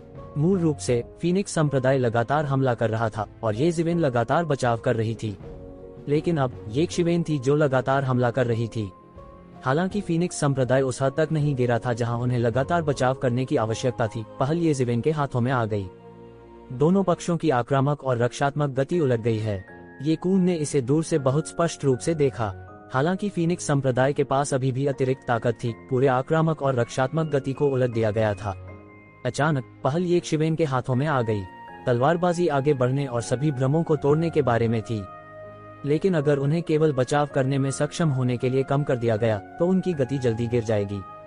इस समय फीनिक्स संप्रदाय भी असामान्य रूप से उदास था, लेकिन ऐसा कुछ भी नहीं था जो वह कर सकता था। ये शिवेन के सामने उसे कोई फायदा नहीं हुआ। मूल रूप से उसने सोचा कि फीनिक्स पंख तलवार का उपयोग उसके लिए ये जिवेन को पूरी तरह से कुचलने के लिए पर्याप्त होगा। कौन जानता था कि एक शिवन के पास भी एक देवदूत तलवार थी जो उससे कमजोर नहीं थी। एक पल में दोनों पक्षों के फायदे बराबर हो गए, लेकिन कुछ और भी भयानक था और वह यह था कि एक शिवेन की गति अभी भी बढ़ रही थी। वह अभी तक आकाशीय क्षेत्र के 7वें स्तर के शिखर पर नहीं पहुंचा था और उसकी ताकत लगभग हर पल पागलपन से बदल रही थी। थोड़ा बहुत पता लगाना शायद आसान नहीं था, लेकिन इतनी सारी चीजें एक साथ इकट्ठा हो जाना पूरी स्थिति को पलट देने के लिए काफी था। बजना! एक और जोरदार टक्कर। फीनिक्स संप्रदाय को केवल यह महसूस हुआ कि उसके हाथ पूरी तरह से सुन्न हो गए थे। उसने पागल ये शिवेन को डरावनी दृष्टि से देखा, जैसे वह किसी राक्षस को देख रहा हो। हालांकि फीनिक्स जाति को उनके शरीर की ताकत के लिए नहीं जाना जाता था, लेकिन जियानेटियन जीवन रूपों के वंशजों के रूप में उनके शरीर अत्याचारी थे जो आम लोगों की कल्पना से परे थे। भले ही उन्होंने साधना न की हो, वे सामान्य लोगों से कहीं अधिक अत्याचारी थे। इसके अलावा उन्होंने हर दिन अपने शरीर को नॉनमिंगली फायर से संयत किया था। यहाँ तक उसी स्तर की ड्रैगन रेस भी उसके सामने कोई फायदा नहीं उठा पाएगी। लेकिन ये जिवेन अलग थी। ताकत की शुद्ध प्रतियोगिता में वह वास्तव में फीनिक्स संप्रदाय को सुन्न कर सकता था। अहंकारी होने के लिए आपको यही मिलता है। अब क्या आप मुझे बता सकते हैं कि फीनिक्स पंथ के साथ आपका क्या संबंध है? ये जिवेन ने ठंडेपन से कहा। उनकी आकृति एक सुनहरी बिजली की तरह थी जो तुरंत छलांग लगा रही थी। उसके हाथ में स्वर्गदूत की तलवार हवा के विरुद्ध बढ़ी और पहाड़ की तरह वह क्षैतिज रूप से फिसल गया। बूम! एक भयानक टक्कर की आवाज आई और फीनिक्स संप्रदाय अंत में नष्ट हो गया। पहले गुप्त दायरे के तहत सीधे ग्रह में दुर्घटनाग्रस्त हो गया। पूरा ग्रह तुरंत टूट गया और अनगिनत जीव मौके पर ही मर गए। पफ! फीनिक्स संप्रदाय ने मुंह भर खून उगल दिया और उसके शरीर की सभी हड्डियां टूट गई थीं। उसने जल्दी से फीनिक्स जाति की अनूठी साधना पद्धति का उपयोग किया और उसके शरीर पर घाव आश्चर्यजनक गति से ठीक हो गए। लेकिन ये जिवेन फीनिक्स संप्रदाय को ठीक होते हुए कैसे देख सकती थी? उसने सीधे एक कदम आगे बढ़ाया और सीधे ऊपर चला गया। उसके हाथ में स्वर्गदूत की तलवार फिर से नीचे गिर गई। अब आप कर सकते हैं, बोलो बोलो। येज़िवेन की तेज दहाड़ ने पूरे पहले गुप्त दायरे को हिला दिया। टकराना, फीनिक्स संप्रदाय फिर से हजारों मील दूर नष्ट हो गया। हालांकि येज़िवेन नहीं रुका और फिर से आगे बढ़ा। वह एक पागल दानव की तरह था, मानो वह किसी बात से पूरी तरह से क्रोधित हो गया हो। क्या इस फीनिक्स फेदर को येज़िवेन से कोई दुश्मनी है? सबके मन में यह विचार आया। इस समय यह एकमात्र स्पष्टीकरण था, अन्यथा येज़िवेन इतनी लापरवाही से विस्फोट नहीं करती। ऐसा लग रहा था कि केवल ये 2 शब्द ही उसके क्रोध को पूरी तरह से प्रज्वलित कर सकते हैं। उसे और कुछ करने की जरूरत ही नहीं पड़ी। दूर से बीशांसु का चेहरा और भी पीला पड़ गया था। वर्तमान येज़िवेन उसके साथ लड़ने के समय से कहीं अधिक मजबूत थी। वह एक भयंकर राक्षस के समान था। ऐसा इसलिए भी था क्योंकि फीनिक्स संप्रदाय की काया विशेष थी। अगर कोई आम आदमी होता तो इस समय तक मार दिया गया होता। यदि वह होता तो शायद एक तलवार का भी विरोध न कर पाता। येज़िवेन का कई वर्षों का आक्रोश एक ही बार में फूट पड़ा। उस समय वह एक चींटी की तरह था और वह लगभग मारा गया था। अगर यह हुआ मैंगान के अनुनय के लिए नहीं होता, अगर यह येमो के विस्फोट के लिए नहीं होता, तो उसकी मौके पर ही मौत हो सकती थी। येमो की पहली गहरी नींद थी। उनके लिए ऐसा अपमान उनके दिल में हमेशा याद रहेगा। बात बस इतनी थी कि उसे कभी वापस लड़ने का मौका नहीं मिला। अब यह सारा गुस्सा फोनिक्स संप्रदाय पर उंडेल दिया। टकराना, फीनिक्स संप्रदाय को फिर से नष्ट कर दिया गया। उसके शरीर में भयानक शक्ति कांप उठी और उसके आंतरिक अंग चूर चूर हो गए। इस बार वह और भी सीधा था और वह सीधे बेहोश हो गया। येज़िवेन का सामना करना, जिसकी आभा लगातार आसमान छू रही थी, वह अब मेल नहीं खा रहा था। मूर्छित होने से पहले वह सोच रहा था, स्वर्गलोक का मात्र 7वां स्तर इतना भयानक कैसे हो सकता है? येज़िवेन, रुक जाओ। इस समय यह देखते हुए कि फीनिक्स संप्रदाय येज़िवेन द्वारा मारा जाने वाला था, येकून के पास गोली काटने और चिल्लाने के लिए आगे बढ़ने के अलावा कोई विकल्प नहीं था। हालांकि उन्होंने बहुत करीब आने की हिम्मत नहीं की। अगर येज़िवेन ने गुस्से में अपनी समझदारी खो दी और उसे भी मार डाला, तो उसके पास रोने के लिए भी जगह नहीं होगी। सौभाग्य से, हालांकि येज़िवेन गुस्से में था, उसने अपना विवेक नहीं खोया। जब उसने येकून की बातें सुनी तो वह रुके बिना नहीं रह सका। उसने येकून को ठंडेपन से देखा और एक उचित स्पष्टीकरण चाहता था। येकून के पास यह कहने के अलावा कोई विकल्प नहीं था, येज़िवेन, यह प्राचीन फीनिक्स दायरे के फीनिक्स कबीले का दूत है। यदि आप उसे मार देते हैं तो यह हमारी मानव जाति के लिए एक बड़ा विवाद होगा। अब जबकि हम दानव जाति के साथ युद्ध कर रहे हैं, हम एक ही समय में प्राचीन फीनिक्स क्षेत्र को अपमानित नहीं कर सकते। येज़िवेन एक पल के लिए चुप हो गई। प्राचीन फीनिक्स क्षेत्र, निश्चित रूप से, जैसा कि उसने अनुमान लगाया था, फीनिक्स संप्रदाय वास्तव में प्राचीन फीनिक्स क्षेत्र से आया था। यह वह जगह थी जो उसे डराती थी, वह जगह जहां वह अपने सपनों में भी जाना चाहता था। बस इतना था कि यह बहुत रहस्यमय था। भले ही येज़िवेन प्राचीन सूनेपन में आए हों, फिर भी उन्हें प्राचीन फीनिक्स क्षेत्र के बारे में अधिक जानकारी नहीं थी। सुदूर अतीत में, इससे पहले कि मानव जाति ने दानव जाति को दूर भगाया और स्वतंत्र हो गई, फीनिक्स कबीले पहले से ही प्राचीन फीनिक्स दायरे में एकांत में रह चुके थे। अनगिनत वर्षों से ऐसे बहुत से लोग नहीं थे जो प्राचीन फीनिक्स क्षेत्र के बारे में जानते थे। हालांकि जब भी प्राचीन वीरानी में कुछ बड़ा हुआ, तो प्राचीन फीनिक्स क्षेत्र को हमेशा देखा जा सकता था। वे हमेशा चुपचाप प्राचीन वीरानी की स्थिति पर ध्यान देते रहे थे। इस बार कोई अपवाद नहीं था। दानव जाति ने अचानक आक्रमण किया और वे कई वर्षों तक पीछे नहीं हटे। यहाँ तक कि प्राचीन फीनिक्स क्षेत्र भी भयभीत था। येज़िवेन ने फीनिक्स संप्रदाय को देखा, जो पहले ही बेहोश हो चुका था और लगातार खून की उल्टियां कर रहा था। अचानक उसे मारना जारी रखने का उसका इरादा नहीं था। इसके विपरीत उसके दिल में कुछ उत्साह था। प्राचीन फीनिक्स क्षेत्र, प्राचीन फीनिक्स क्षेत्र, मुझे आखिरकार प्राचीन फीनिक्स क्षेत्र के बारे में जानकारी मिली। उसके लिए यह किसी और चीज से ज्यादा महत्वपूर्ण था। रही बात फीनिक्स संप्रदाय की, तो उसने बिल्कुल भी परवाह नहीं की। वह पहले सिर्फ अपना गुस्सा निकाल रहे थे। उसे फीनिक्स संप्रदाय को मारने की जरूरत नहीं थी। उसका असली निशाना फैंगलिंग था। वह वास्तव में जानना चाहता था कि फैंगलिंग, जो उस समय उसके साथ एक चींटी की तरह व्यवहार करता था, उसे येज़िवेन की ताकत के बारे में पता चलने पर कैसा महसूस होगा। फैंगलिंग की अभिव्यक्ति निश्चित रूप से बहुत दिलचस्प होगी जब उसने उसे फिर से देखा होगा।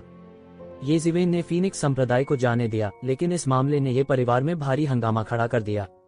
इस लड़ाई ने पूरे गुप्त दायरे नंबर 1 को हिलाकर रख दिया। शहर में अनगिनत लोगों ने येज़िवेन और फीनिक्स संप्रदाय के बीच लड़ाई देखी। दोनों पक्षों का वीरतापूर्ण व्यवहार उनकी आंखों में गहराई तक अंकित था। खासकर युवा पीढ़ी, उनमें से कुछ येज़िवेन की प्रसिद्धि के बारे में पहले ही भूल चुके थे। उनमें से कुछ तो यह भी नहीं जानते थे कि आकाशीय क्षेत्र की युद्ध शक्ति कितनी भयानक थी। लेकिन जब उन्होंने येज़िवेन और फीनिक्स संप्रदाय के बीच लड़ाई देखी, तो वे समझ गए। वास्तव में भयानक लड़ाई इस तरह के स्तर की लड़ाई थी, एक भगवान की तरह अद्वितीय। इस लड़ाई के बाद येज़िवेन के नाम ने तुरंत ही पूरे ये परिवार को हिलाकर रख दिया। अनगिनत लोग फिर से येशिवेन के दीवाने हो गए। येज़िवेन की प्रसिद्धि फिर से बढ़ी और अचानक ये कुंग और ये क्यूओंग दोनों को पार कर गई। वह अब येजू कोंग के बराबर था। ऐसा कहा जा सकता है कि येजू कोंग ये परिवार का सबसे मजबूत व्यक्ति था। जब यह खबर ये कबीले में फैली तो पूरा प्राचीन उजाड़ हिल गया। 10 साल पहले रॉयल कोर्ट कॉन्टेस्ट के चैंपियन, रॉयल कोर्ट कॉन्टेस्ट के सबसे कम उम्र के चैंपियन। ऐसा नहीं लगता था कि ये मामले बहुत आगे बढ़े हैं, यह केवल 10 साल का समय था। जब सभी ने सोचा कि येज़िवेन गिर गया है और अपने साथियों की गति के साथ नहीं चल सकता है, तो येज़िवेन ने अपनी उपलब्धियों का इस्तेमाल उन लोगों के चेहरे पर तमाचा मारने के लिए किया जो येज़िवेन को नीची निगाह से देखते थे। यह एक क्रूर थप्पड़ था और उनके चेहरे खून से लथपथ थे। खासकर जब उन्हें पता चला कि उनका विरोधी फीनिक्स संप्रदाय था, तो अनगिनत लोग और भी हैरान थे। फीनिक्स संप्रदाय प्राचीन फीनिक्स वर्ल्ड की ओर से प्राचीन वीरानी में आया था, और ये क्लान ही एकमात्र ऐसी जगह नहीं थी जहां वे गए थे। वास्तव में ये क्लान जैसा मार्क्विस कबीला प्राचीन फीनिक्स वर्ल्ड की आंखों में प्रवेश भी नहीं कर सका। हालांकि येशिवेन की वजह से फीनिक्स संप्रदाय ने अंतिम समय में अपना विचार बदल दिया था। जिन स्थानों पर फीनिक्स संप्रदाय अतीत में गया था, उन्हें लड़ने के लिए कई विशेषज्ञ मिले थे और बिना किसी अपवाद के उनमें से कोई भी हार नहीं पाया। उसकी ताकत के सामने वे नई पीढ़ी के आकाशीय क्षेत्र के विशेषज्ञ उसके समकक्ष बिल्कुल भी नहीं थे। वे उससे हार गए और अपना चेहरा भी वापस नहीं पा सके। यदि यह कोई और होता तो विभिन्न महान शक्तियां इस मामले को इतनी आसानी से कैसे सुलझा पाती। हालांकि उन्हें प्राचीन फीनिक्स दायरे का समर्थन प्राप्त था। यह एक महाकाय था जिसने अनगिनत वर्षों के लिए उजाड़ पुरातनता को डरा दिया था। प्राचीन फीनिक्स क्षेत्र की तुलना में किसी भी कबीले या बल का उल्लेख उनके समान सांस में नहीं किया जा सकता था। प्राचीन फीनिक्स क्षेत्र की तरह एक बादशाह की ताकत 4 महान जातियों की ताकत से थोड़ी बेहतर थी। हालांकि सभी ने इसे अपनी आंखों से नहीं देखा था, फिर भी उनके पूर्वजों के हस्तलिखित नोट्स नीचे से गुजरे थे। वे अपने पूर्वजों के हस्तलिखित नोटों की प्रामाणिकता में विश्वास करते थे। हालांकि ऐसे उत्कृष्ट व्यक्ति को येशिवेन ने हरा दिया था। कई लोगों ने इसे मानने से इनकार कर दिया। हालांकि ये कबीले के लोगों ने पूरी ईमानदारी से शपथ ली थी। उन्होंने यह सुनिश्चित करने के लिए अपने पूर्वजों के नाम का भी उपयोग किया था कि उन्होंने जो कहा था वह बिल्कुल सच था। तभी सभी को येशिवेन की बातों पर विश्वास हुआ। हालांकि इसके बाद आलोचनाओं की झड़ी लग गई। जब प्राचीन फीनिक्स क्षेत्र से यह दूत प्राचीन बेरेंस महाद्वीप में पहुंचा, तो येशिवेन ने उसे हरा दिया और उसे बेहोश भी कर दिया। कई पुरानी पीढ़ी इसे देखने के लिए सहन नहीं कर सकती थी, खासकर जब डेविल रेस आक्रमण करने वाली थी। उन्हें उन सभी ताकतों को एकजुट करना चाहिए जो एकजुट हो सकती हैं। येशिवेन के कार्यों ने निस्संदेह दोनों पक्षों के बीच संबंधों को नष्ट कर दिया था। यह तर्क न केवल अन्य जातियों द्वारा आयोजित किया गया था, मानव जाति के भीतर भी ऐसे बहुत से लोग थे जिन्होंने एक ही बात कही थी। यहाँ तक ये कबीले में भी ऐसी आवाजों की कमी नहीं थी। येशिवेन ने फीनिक्स संप्रदाय को हराया था और उसने फीनिक्स संप्रदाय को बहुत बदनाम किया था। दरअसल वह बेहोश भी हो गया था। कोई भी इस तरह की असाधारण शर्म और अपमान को सहन नहीं कर पाएगा। इसके अलावा दोनों पक्ष सहयोग पर चर्चा करने वाले थे और यह पहली बार था कि प्राचीन फीनिक्स वर्ल्ड ने हजारों वर्षों में एक दूत भेजा था। इसने दोनों गुटों के बीच सहयोग पर एक छाया डाली थी। कुछ लोगों ने प्राचीन फीनिक्स क्षेत्र के गुस्से को शांत करने के लिए येशिवेन को सौंपने की मांग भी की। इस तरह के तूफान ने ये कबीले को भी प्रभावित किया। यह ऐसा था मानो येशिवेन मानव जाति का पापी बन गया हो और मानव जाति और प्राचीन फीनिक्स क्षेत्र के बीच सहयोग को नष्ट करना चाहता हो। येशिवेन को इसकी जरा भी परवाह नहीं थी। यदि आप किसी को दोष देना चाहते हैं तो आप हमेशा एक बहाना खोज सकते हैं। हालांकि यह पहली बार था जब वह फीनिक्स संप्रदाय की यात्रा के उद्देश्य को जानता था। यह पता चला कि प्राचीन फीनिक्स क्षेत्र ने भी आने वाली आपदा को महसूस किया था। इसलिए उन्होंने प्राचीन फीनिक्स क्षेत्र के अस्तित्व की घोषणा करने के लिए एक दूत भेजा। एक ओर वे राक्षसी दानव जाति थे, दूसरी ओर वे कुछ लाभ प्राप्त करना चाहते थे। फीनिक्स कबीला प्राचीन बेरेंस महाद्वीप का प्राचीन शासक था। वे दानव जाति के स्वर्गीय न्यायालय की तुलना में लंबे समय से इस पर शासन कर रहे थे। बाद में उन्हें महाद्वीप के सभी कुलों द्वारा खदेड़ दिया गया। अब तक सभी कबीले अभी भी प्राचीन फीनिक्स दायरे के प्रति बहुत सतर्क थे। उन्हें डर था कि प्राचीन फीनिक्स क्षेत्र फिर से प्राचीन बेरेंस महाद्वीप में अपना जाल फैलाएगा। यदि यह दानव जाति के आक्रमण के बहाने के लिए नहीं होता, तो सभी कुलों ने आसानी से प्राचीन फीनिक्स क्षेत्र को प्राचीन बेरेंस महाद्वीप में फिर से अपना हाथ बढ़ाने की अनुमति नहीं दी होती। प्राचीन फीनिक्स क्षेत्र के आगमन के प्रति अन्य कुलों का प्रतीक्षा और देखने का रवैया था। आखिरकार आपदा ने उन्हें अभी तक प्रभावित नहीं किया था। वे इसे मानव जाति के भीतर नियंत्रित करने में सक्षम हो सकते हैं। वे प्राचीन फीनिक्स क्षेत्र के प्रवेश को हल्के से अस्वीकार भी कर सकते हैं। आखिरकार, यदि मानव जाति को प्राचीन फीनिक्स दायरे का समर्थन प्राप्त था, तो यह संभव था कि मानव जाति की शक्ति अचानक बढ़ेगी और अन्य कुलों को दबा देगी। हालांकि संभावना अधिक नहीं थी। किसे पता था कि दानव जाति द्वारा घेर लिए जाने के बाद मानव जाति प्राचीन फीनिक्स क्षेत्र में शरण लेगी या नहीं। केवल मानव जाति ने प्राचीन फीनिक्स क्षेत्र से दूत का स्वागत किया। इस समय मानव जाति दानव जाति के दबाव का सामना कर रही थी। यह कहा जा सकता है कि दबाव पहाड़ जितना बड़ा था। यदि कोई बाहरी मदद नहीं होती तो भी मानव जाति को भारी नुकसान उठाना पड़ता, भले ही वे आक्रमण का विरोध करने में कामयाब रहे। हालांकि प्राचीन बेरेंस महाद्वीप पर अन्य 3 कबीले वर्तमान में दानव जाति के आक्रमण का सामना कर रहे थे। हालांकि वे पहाड़ की चोटी पर बैठे थे और बाघों को लड़ते हुए देख रहे थे। वे दोनों पक्षों को भारी नुकसान होने का इंतजार नहीं कर सकते थे ताकि वे लाभ उठा सकें। इसके अलावा भले ही वे मदद के लिए लोगों को भेजने को तैयार हों, मानव जाति उनके साथ सहज नहीं होगी। आखिर वे भी मानव जाति को लोभ भरी दृष्टि से देख रहे थे। दानव जाति की तुलना में वे कोई बेहतर नहीं थे। वे सिर्फ एक ही गोत्र के गीदड़ थे। इसलिए इस समय प्राचीन फीनिक्स क्षेत्र से सहायता बहुत महत्वपूर्ण थी। प्राचीन फीनिक्स क्षेत्र शक्तिशाली था और इसकी गहरी नींव थी।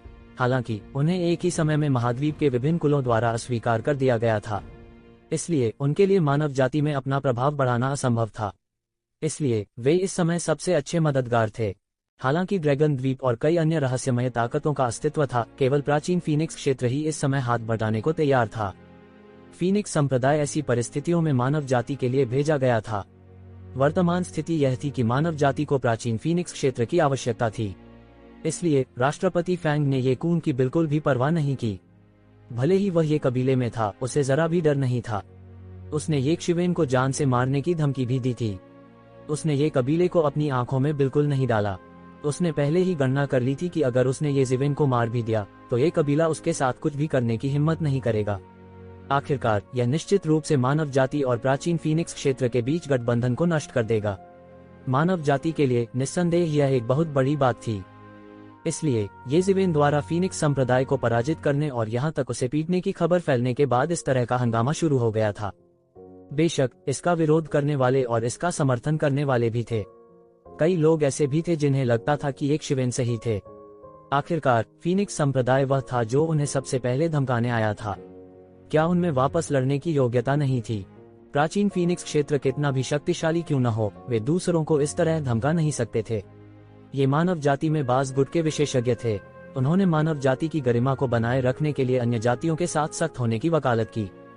इस हंगामे में ये जिवेन ने अपनी राय व्यक्त नहीं की। इसके बजाय वह स्वर्गगुप्त क्षेत्र में चला गया। अपनी ताकत और योग्यता के साथ उसे बहुत पहले ही स्वर्गगुप्त क्षेत्र में चले जाना चाहिए था। यह सिर्फ इतना था कि वह हिलने डुलने में बहुत आलसी था। इसलिए वह किसी अन्य गुप्त क्षेत्र में नहीं गया। हालांकि अब जब मानव गुप्त क्षेत्र नंबर 1 पूरी तरह से नष्ट हो गया था तो उसे न चाहते हुए भी आगे बढ़ना पड़ा। स्वर्ग के गुप्त क्षेत्र में प्रवेश करने के बाद उसने बेतरतीब ढंग से स्वर्ग के गुप्त स्थानों में से एक गुप्त क्षेत्र को चुना। उन्होंने शीर्ष रैंकिंग पर जोर नहीं दिया। आखिरकार उनके हाथों में कई ड्रैगन वेन्स थे। उसने जिस धन्य भूमि की व्यवस्था की थी वह स्वर्ग के गुप्त दायरे के शीर्ष कुछ गुप्त स्थानों से बहुत बेहतर थी। इस समय धन्य भूमि का प्रभाव बहुत सीमित था। ये जिवेन ने अपना चुनाव करने के बाद जल्दी से चेक इन किया और तुरंत बंद कमरे में प्रशिक्षण में प्रवेश किया। उन्होंने इस लड़ाई से बहुत कुछ हासिल किया था। कई चीजें जिन्हें वह समझ नहीं पाया था लड़ाई के दौरान हल कर ली गई थी, और सबसे महत्वपूर्ण बात, उसके हाथ में 5 तत्वों के युवान आरेख को परिष्कृत किया गया था। इसने अचानक 3 तत्वों को इकट्ठा कर लिया था और एक स्वर्गीय स्तर के आकाशीय उपकरण की शक्ति को पार कर गया था। यह उनके हाथ में एक और तुरुप का इक्का बन गया था। मूल रूप से वह अभी भी इस बात को लेकर सिरदर्द में था कि शेष 3 तत्वों को कैसे परिष्कृत किया जाए।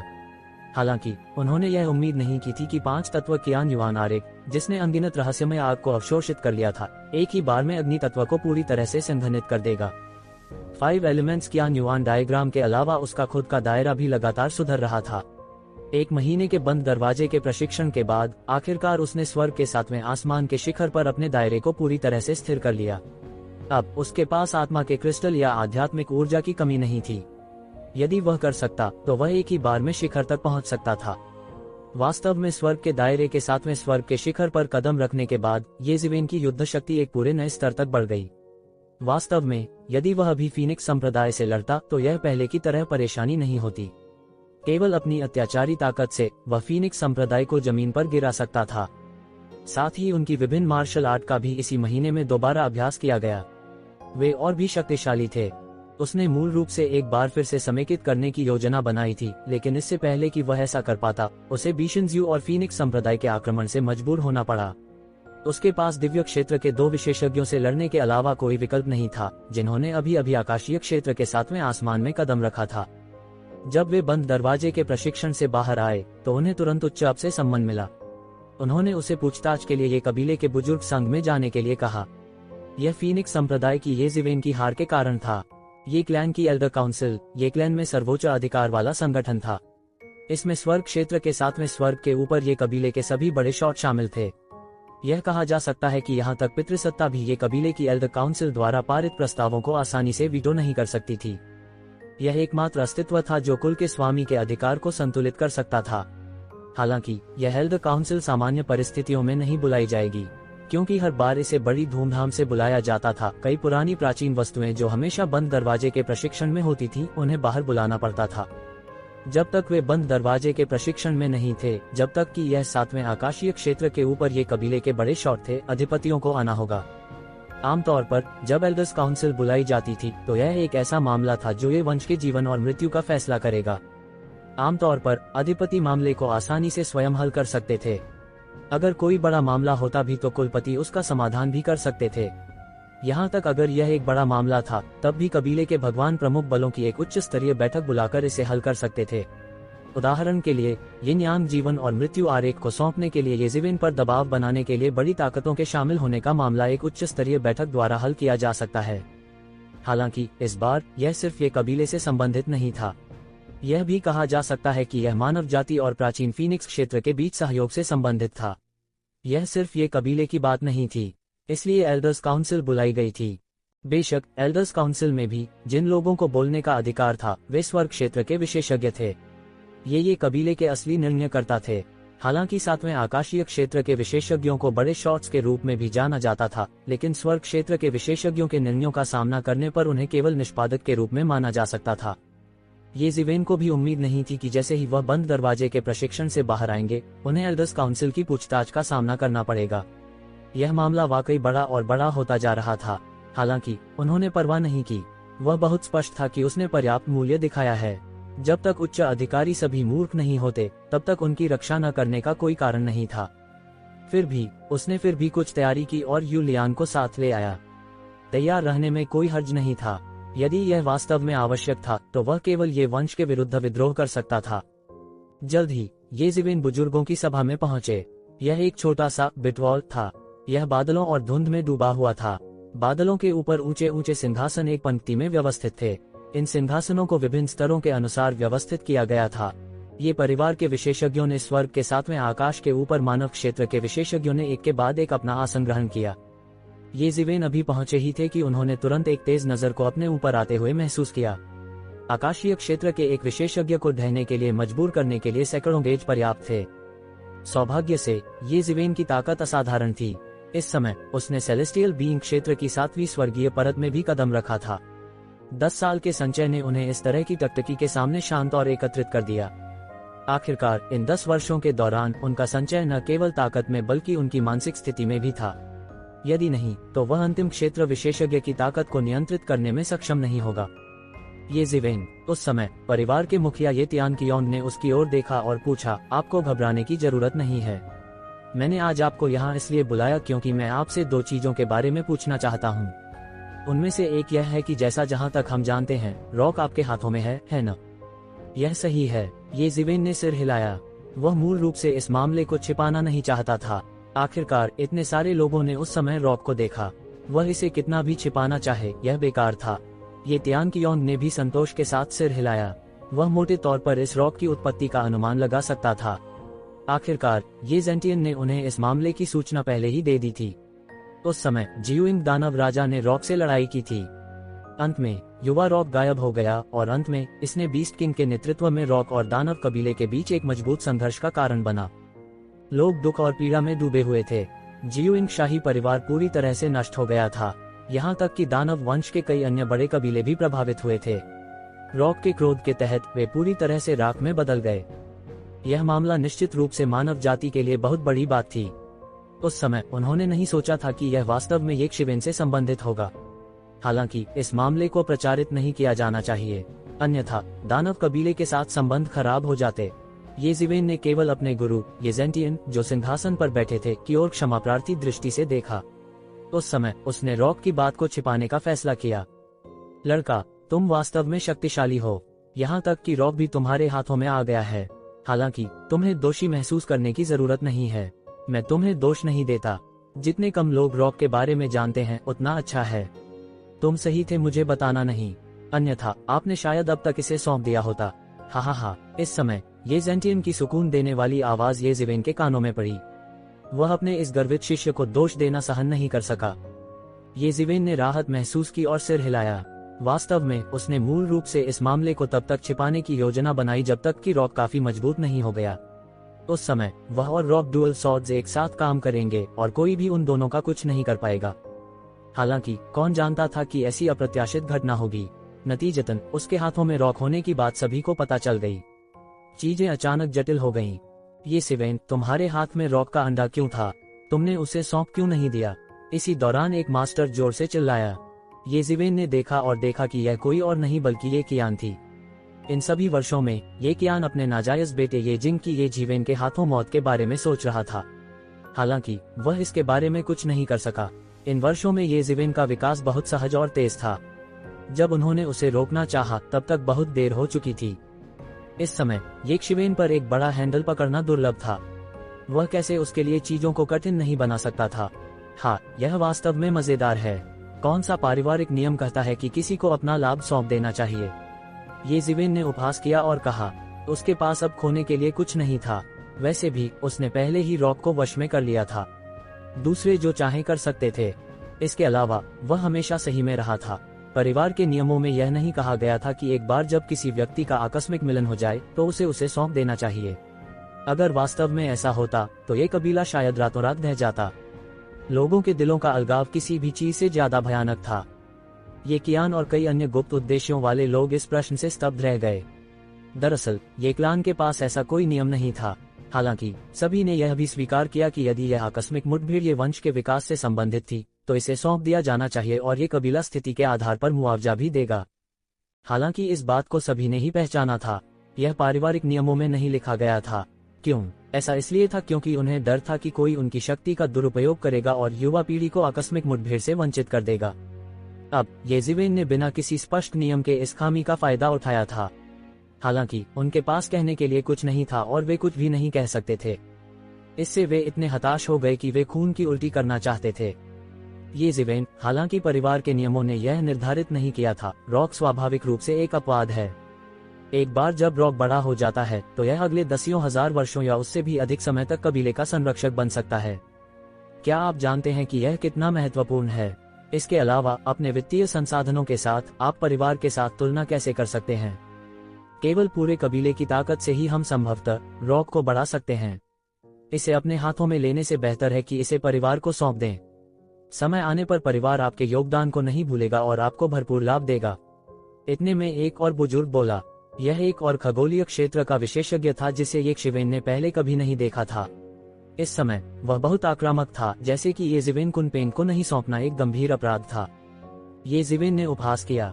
रॉक का मूल्य बस अपरिमित था। समय आने पर परिवार उसे इसकी भरपाई के लिए क्या देगा? क्या वे वास्तव में सोचते थे कि वह मूर्ख था? उसने बस इस बड़े को ठंडेपन से देखा और कहा, क्षमा करें, तुम लोग इधर उधर खेल रहे हो। मैंने पहले ही रॉक को अपने वश में कर लिया है और इसे अपने स्वामी के रूप में पहचान लिया है, इसलिए कोई दूसरा रास्ता नहीं है। इस वाक्य ने उन बुजुर्गों को अचानक खून की उल्टियां करने का मन कर दिया, जिनकी मंशा उल्टी थी। उन्हें पहले ही लग गया था कि ऐसा हो सकता है। आखिरकार अगर येशिवेन ने पूरी तैयारी नहीं की होती तो क्या वह इस युवा कुनपेंग को इधर उधर भागने देने की हिम्मत करता? रॉक बुद्धि के साथ पैदा हुआ था और उसे जन्मजात विरासत भी मिली थी। यदि इसे पहले से ही वश में नहीं किया गया और इसने उसे अपने स्वामी के रूप में पहचान लिया तो एक बार रॉक का जन्म हो जाने के बाद यह उनके लिए एक आपदा होगी। उस समय रॉक को अपने मालिक के रूप में पहचानना असंभव होगा। एक प्राणी के लिए यह बहुत मुश्किल था जिसके पास पहले से ही एक मास्टर को जबरन पहचानने की बुद्धि थी। रॉक जैसे एक प्राचीन भयंकर जानवर का उल्लेख नहीं करना। उन्हें कोई सावधानी कैसे नहीं हो सकती थी।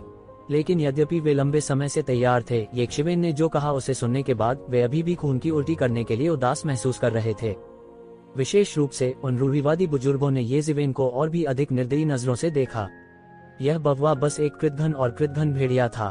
कबीले ने उसे कितने लाभ दिए थे, बस एक तुच्छ कुनपेंग। क्या उसके खिलाफ इतना पहरा देने की जरूरत थी? हालांकि अगर यह वास्तव में सिर्फ एक तुच्छ कुनपेंग था तो इससे निपटने के लिए एल्डर असेंबली की कोई आवश्यकता नहीं थी।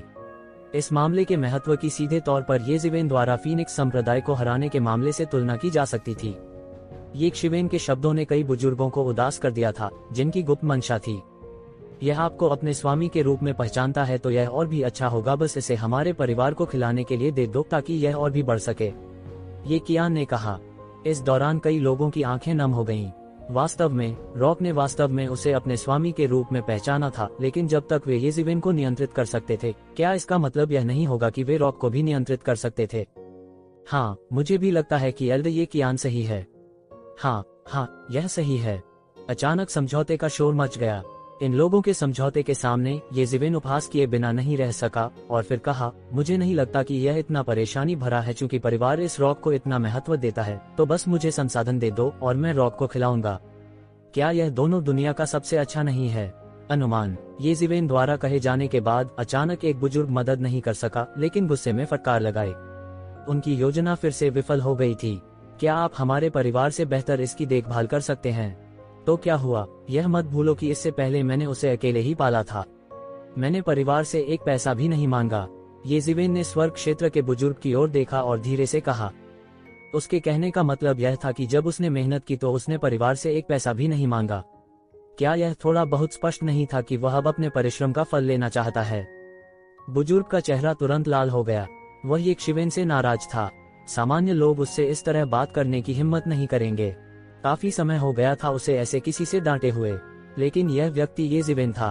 इतने लंबे समय के बाद वे जानते थे कि येशिवेन अलग थी। येशिवेन, जिसने पहले ही एक प्रारंभिक दिव्य क्षेत्र विशेषज्ञ को हरा दिया था, के पास उनके समान स्तर पर होने के लिए पर्याप्त हैसियत थी। युवा पीढ़ी की नजरों से उन्हें देखना थोड़ा मजेदार था। युवा पीढ़ी में कई और शिष्य थे जो एल्डर गिल्ड में भाग ले सकते थे। यह अब सिर्फ पुरानी पीढ़ी नहीं थी, यहाँ तक कि स्वर्ग क्षेत्र के विशेषज्ञ भी थे, जैसे कि येजुकोंग, ये कियोंग और ये कून। ये लोग उनके समान स्तर पर होने के लिए पर्याप्त थे। हो सकता है कि अगर यह जारी रहा तो थोड़े ही समय में युवा पीढ़ी अपने पदों को बदल देगी। अब किसी की युवा पीढ़ी पर चिल्लाने की हिम्मत नहीं हुई। ऐसा इसलिए था क्योंकि उन्हें समान रूप से व्यवहार किए जाने का अधिकार था। कोई बात नहीं, यह उतना अच्छा नहीं है जितना कि मास्टर उसे व्यक्तिगत रूप से खिला रहे हैं, है ना? तू ज़िवेन ने पूछना जारी रखा। जब तक बुजुर्ग सभी अवाक थे। वास्तव में इस मामले का कोई मतलब नहीं था, चाहे वे इसे कैसे भी देखें। हालांकि वे बस उम्मीद कर रहे थे कि येशिवेन उन्हें जाने देगी। कौन जानता था कि येशिवेन का गुस्सा अब भी पहले जैसा ही था। इसे बदबूदार और सख्त कहा जाता था। यह उनके गुरु के समान ही कठोर स्वभाव का था। इनमें से कई बुजुर्गों ने उच्च स्तरीय बैठकों में येशिवेन के बुरे स्वभाव को देखा था। उन्हें उम्मीद नहीं थी कि इतने सालों के बाद भी येशिवेन का स्वभाव बिल्कुल नहीं बदला है। उल्टे यह और भी उग्र हो गया था। बहुत से लोगों ने सोचा कि येशिवेन ने फीनिक्स संप्रदाय के साथ कैसा व्यवहार किया। यहाँ तक ये कूंग जैसे अभिमानी व्यक्ति को भी सावधान रहना और मुस्कुराना पड़ता था। क्रोधित होने पर भी वह कुछ नहीं कर सकता था। उसने ऐसा करने की हिम्मत कैसे की? FCK, उसने उसे भी खटखटाया। वह कितना क्रूर था। उस समय एल्डर काउंसिल के कई लोग गुप्त क्षेत्र में भी थे और उन्होंने अपनी आंखों से देखा कि फीनिक्स संप्रदाय असाधारण रूप से अत्याचारी था। यदि वे एक ही क्षेत्र में होते तो उन्हें भी फीनिक्स संप्रदाय द्वारा पराजित किया जा सकता था। हालांकि इस तरह के एक अत्याचारी फीनिक्स संप्रदाय को येशिवेन ने बुरी तरह पीटा था। यह बस एक अधर्मी व्यक्ति था। जिसने भी उसे भड़काने की हिम्मत की, उसने उन्हें पीटने की हिम्मत की।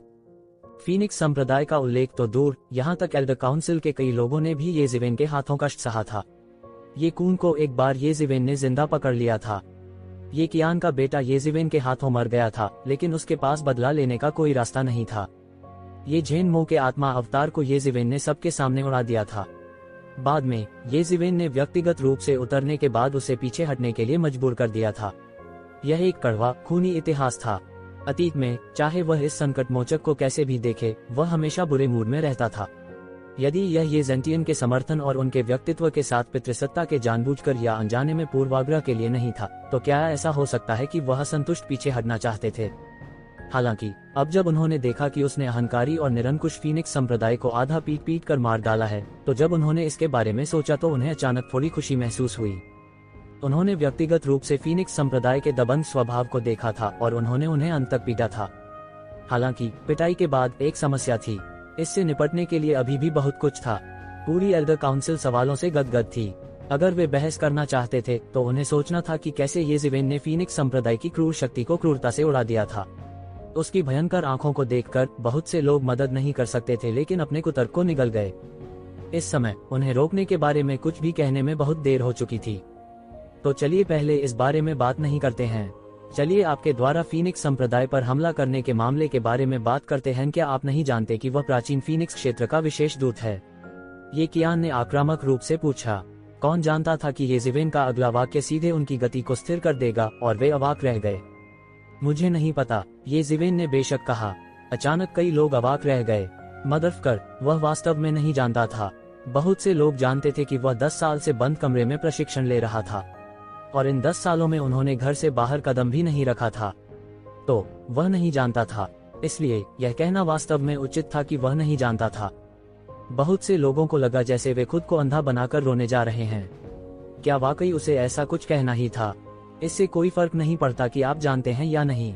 हालांकि आपने पहले ही एक तथ्य बना लिया है। क्या आप नहीं जानते कि प्राचीन फीनिक्स क्षेत्र के राजदूत आपके आवेग के कारण हमारे ये कबीले पर दबाव बना रहे हैं? वह चाहता है कि हम तुम्हें सौंप दें, अन्यथा मानव जाति और प्राचीन फीनिक्स क्षेत्र के बीच सहयोग समाप्त हो जाएगा। क्या आप जानते हैं कि आपने कितना बड़ा प्रभाव डाला है? तू कियान चिल्लाया। हमारी मानव जाति अब अपने दम पर शैतान जाति के खिलाफ लड़ रही है, और हमें प्राचीन फीनिक्स क्षेत्र के सहयोग की आवश्यकता है। आप क्या चाहते हैं? यह सही है। यदि मानव जाति और प्राचीन फीनिक्स क्षेत्र के बीच सहयोग नष्ट हो जाता है तो क्या आप जिम्मेदारी उठा सकते हैं?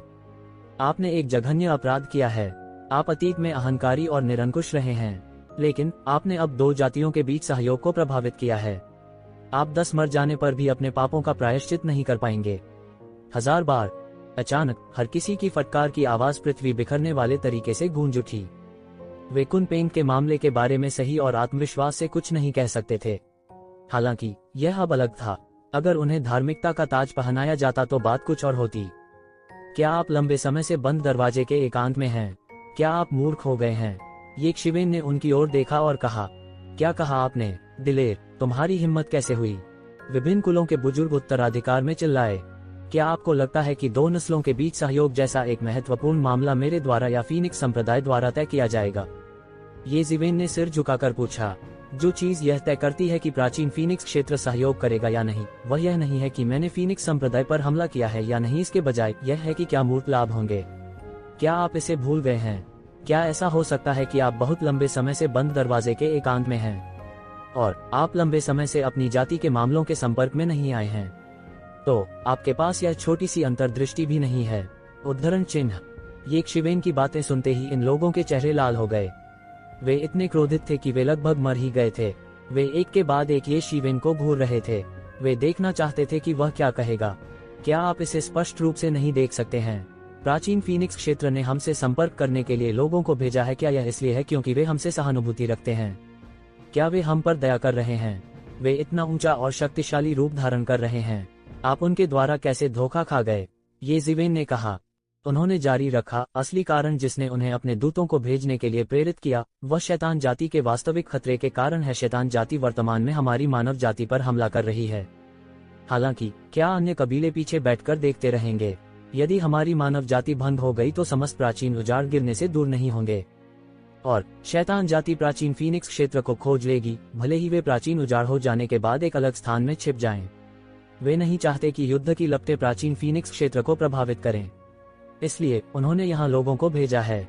उन्हें डर है कि शैतान जाति पागल हो जाएगी। यदि शैतान जाति ने एक ही समय में प्राचीन फीनिक्स क्षेत्र और ड्रैगन द्वीप पर हमला नहीं किया होता तो क्या वे पराजित होकर बाहर निकल जाते? येज़ेवेन ने चारों ओर सभी को देखा और कहा, प्राचीन फीनिक्स वर्ल्ड के लोग इतने दयालु कैसे हो सकते हैं? वे यहाँ शैतान जाति के मामले के कारण आए थे। शैतान जाति के पागलपन के कारण प्राचीन फीनिक्स वर्ल्ड को भी भारी नुकसान उठाना पड़ा था। शैतान की दौड़ ने अंत में प्राचीन फीनिक्स वर्ल्ड को उनके गृहनगर वापस भेज दिया था। हालांकि विभिन्न जातियों के लोग उस समय दुख और पीड़ा की खाई में गिर गए थे, और यह अभी भी सभी के मन में ज्वलंत था। शैतानों की जाति अभी तक अपनी सबसे प्रबल युद्ध शक्ति के साथ नहीं भड़की थी।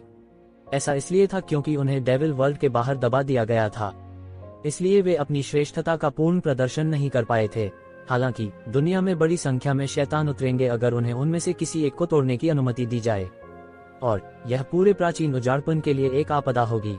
मानव जाति उन्हें रोक नहीं पाएगी, इसलिए प्राचीन फीनिक्स क्षेत्र दुश्मन के हाथों में पड़ने से दूर नहीं होगा, और प्राचीन उजाड़ दुश्मन के हाथों में पड़ने के बाद प्राचीन फीनिक्स क्षेत्र भी प्रभावित होगा। प्राचीन फीनिक्स क्षेत्र को यह अवश्य समझ में आया होगा, इसलिए मानव जाति के पतन के कोई स्पष्ट संकेत दिखाने से पहले उन्होंने जल्दबाजी में काम किया था। यह सभी कुलों के लिए सबसे अच्छा विकल्प होता अगर वे दरार में शैतान जाति को दबा सकते थे। आखिरकार मुख्य शक्ति मानव जाति होगी, न कि वे। इस बात का जिक्र मत करो कि मैंने ऐसी स्थिति में फीनिक्स संप्रदाय को पीटा था। तो अगर मैंने उसे मार दिया होता तो क्या होता? क्या प्राचीन फीनिक्स क्षेत्र ने इस वजह से क्रोध से काम नहीं लिया होगा? जिस कारण से उन्होंने अभिनय किया था वह सहानुभूति के कारण नहीं था, इसके बजाय यह लाभ के कारण था। क्या वे तब तक आलस्य से बैठे रहेंगे जब तक पर्याप्त लाभ थे? येज़िवेन ने सभी की ओर देखा और पूछा। सभी को अचानक थोड़ी शर्मिंदगी महसूस हुई। यह ऐसा था जैसे वे किसी मूर्ख से पूछ रहे हों। दूसरी ओर, अगर मुझे उस समय पीट पीट कर मार डाला गया होता तो क्या आप में से कोई मेरे लिए खड़ा होता और कहता कि आप प्राचीन फीनिक्स क्षेत्र के साथ सहयोग नहीं करेंगे? येज़िवेन ने सीधा सवाल पूछा। यदि वह वही होता जो उस समय पराजित होता तो क्या वे येक्षिवेन के लिए खड़े होते? यह स्पष्ट था कि उनके पास नहीं होगा। मानव जाति के ऊंचे ऊंचे लोगों ने इस मामले के प्रभाव को दबाने का एक तरीका सोचा होगा। अंत में यह अधिक अच्छे के लिए था, चाहे वह हो या फीनिक्स संप्रदाय, उनका वजन हल्का नहीं था। हालांकि यह अभी भी तथाकथित अधिक अच्छे से दूर था। बड़े अच्छे के सामने सभी को बलिदान किया जा सकता है। इसमें फीनिक्स संप्रदाय और येज़िवेन शामिल थे। हालांकि येज़िवेन अब जीत चुकी थी, इसलिए जिस व्यक्ति की बलि देने की आवश्यकता थी वह नहीं था। सब चुप रहे। वे कहना चाहते थे कि वे करेंगे, हालांकि यह स्पष्ट था कि उनके कहने पर भी कोई उन पर विश्वास नहीं करेगा। अगर वे इसे जबरदस्ती कहें तो यह केवल एक हास्यास्पद मजाक होगा। इसलिए इससे कोई फर्क नहीं पड़ता कि मैंने उसे पीटा था या नहीं। इसका बड़े अच्छे से कोई लेना देना नहीं है। वे इस अवसर का उपयोग मानव जाति को अपना सिर झुकाने के लिए करना चाहते हैं। जब वह समय आएगा तो वे दोनों जातियों के बीच सहयोग में प्रमुख स्थान पर आसीन होंगे। यह पहले से ही बहुत स्पष्ट है। क्या तुमने देखा कि उनके दूत मानव जाति के पास आए थे? फीनिक्स संप्रदाय इतना अहंकारी है क्योंकि वे हमें क्रोधित करना चाहते हैं। जल्दी या बाद में कोई उनकी देखभाल करेगा। उस समय प्राचीन फीनिक्स क्षेत्र के पास पलटने का एक कारण होगा। अभी की तरह, येज़िवेन ने धीरे से कहा। सभी ने इसके बारे में सोचा और महसूस किया कि ऐसा हो सकता है। इसके अलावा येक्षिवेन की बातें सच लग रही थीं। चाहे कुछ भी हो जाए वे इस मामले में नहीं दे सकते थे। इससे कोई फर्क नहीं पड़ता था कि येज़िवेन ने कहा था कि प्राचीन फीनिक्स वर्ल्ड मानव जाति को दबाने के लिए स्थिति का लाभ उठाना चाहता था, लेकिन वह सही था। यह सच था या नहीं, इससे कोई फर्क नहीं पड़ता कि मानव जाति को इस समय प्राचीन फीनिक्स क्षेत्र द्वारा पूरी तरह से दबाया नहीं जा सकता था। यह बहुत महत्वपूर्ण था कि गठबंधन का नेता कौन था। एक बार जब वे जाने देंगे तो यह परेशानी होगी। जो लोग येज़िवेन के प्रति शत्रुतापूर्ण थे उन्होंने महसूस किया कि वे उसे केवल 2 या 3 वाक्यों में नहीं सौंप सकते थे। इसके अलावा उन्हें उसकी रक्षा करनी थी। क्या तुमने नहीं कहा कि तुम धर्मी थे? मैंने भी कहा धार्मिकता। क्या यह सिर्फ बदनामी नहीं है? कौन नहीं जानता कि यह कैसे करना है? इस समय बहुत से लोगों ने पाया कि येज़िवेन बहुत शक्तिशाली था जब वह असभ्य और अनुचित व्यवहार कर रहा था। कम से कम बहुत से लोगों ने पाया कि वे उसे लड़ाई में हरा नहीं सकते थे। वे उसे तर्क में भी नहीं हरा सके। अचानक बहुत से लोग नुकसान में थे। उन्होंने अपनी सांसें रोक रखी थीं, लेकिन वे कुछ नहीं कर सकते थे। सिंहासन पर बैठे कबीले मास्टर येतियान कियोन ने कहा, आपने जो कहा वह समझ में आता है। फिर इसे इस तरह से करते हैं। आइए पहले मतदान करें। आइए पहले राय देखें। जो लोग येज़िवेन को दंडित करने से सहमत हैं, जायंट हैंड। हुश हुश हुश। अचानक आधे से ज्यादा लोगों ने अपने हाथ खड़े कर दिए। येज़िवेन कुछ आत्मनिंदा करते हुए मुस्कुराए। ऐसा लग रहा था कि वह वास्तव में अलोकप्रिय था। आखिरकार आधे लोगों को अभी भी लगा कि उसे सजा मिलनी चाहिए। सौभाग्य से दूसरे आधे ने महसूस किया कि उसे दंडित नहीं किया जाना चाहिए। इसे एक सांत्वना के रूप में माना जा सकता है। इस समय सभी ने येतियान कियोन की ओर देखा कि वह क्या फैसला करेगा। क्योंकि दोनों पक्षों का समर्थन मूल रूप से बराबर था, केवल एक ही जो वास्तव में निर्णय ले सकता था वह कबीले का मालिक था। उस मामले में मैं घोषणा करूंगा कि हालांकि इस बार येज़िवेन की भी गलती है, यह मुख्य रूप से फीनिक्स संप्रदाय के कारण है। इसके अलावा इस महत्वपूर्ण क्षण में हम फीनिक्स जाति को कमजोरी नहीं दिखा सकते। इसलिए मैंने ये जिवेन की जिम्मेदारी का पीछा नहीं करने का फैसला किया है, ये तियान कियोंग ने कहा। लेकिन कबीले के मालिक, अगर ऐसा है तो हम इंपीरियल कोर्ट को कैसे समझाएंगे? ये कियान ने जल्दी से कहा। मैं व्यक्तिगत रूप से इंपीरियल कोर्ट को समझाऊंगा। मुझे लगता है कि उन्हें स्थिति की गंभीरता को जानना चाहिए। ये तियान कियोंग ने ये कियान की तरफ देखा। चूंकि यह मामला खत्म हो गया है, सभी को आपके पदों पर वापस जाना चाहिए। तो कियान ने तुरंत अपना मुंह बंद कर लिया और बोलना जारी नहीं रखा, क्योंकि कुलपति का अर्थ बहुत स्पष्ट था। यहाँ तक आप में से जो इसके खिलाफ हैं, यह सबसे अच्छा है यदि आप स्थिति की गंभीरता को जानते हैं। आपको पता होना चाहिए कि कब और क्या करना है। ये तियान कियोंग की स्पष्ट चेतावनी का सामना करते हुए वे लोग चुप रहने से खुद को रोक नहीं सके। इस समय कबीले के मालिक के खिलाफ जाना कोई बुद्धिमानी की बात नहीं थी। कबीले मास्टर बुद्धिमान है, ये जिवेन ने जल्दी से कहा। ये तियान कियोंग ने ये जिवेन पर नजर डाली और कहा, मेरे साथ आओ। उसके बाद ये तियान कियोंग ने कहा, ये तियान कियोंग ने कहा। ये शिवेन ने संकोच करने की हिम्मत नहीं की। उन्होंने सम्मेलन के लिए इस्तेमाल किए गए छोटे विमान से जल्दी से उनका पीछा किया। ये जिवेन, क्या आप जानते हैं कि इस बार इतने सारे लोग आपका समर्थन क्यों कर रहे हैं? तो तियान कियोंग ने कहा, मूल रूप से बहुत से लोग आपको मारना चाहते थे।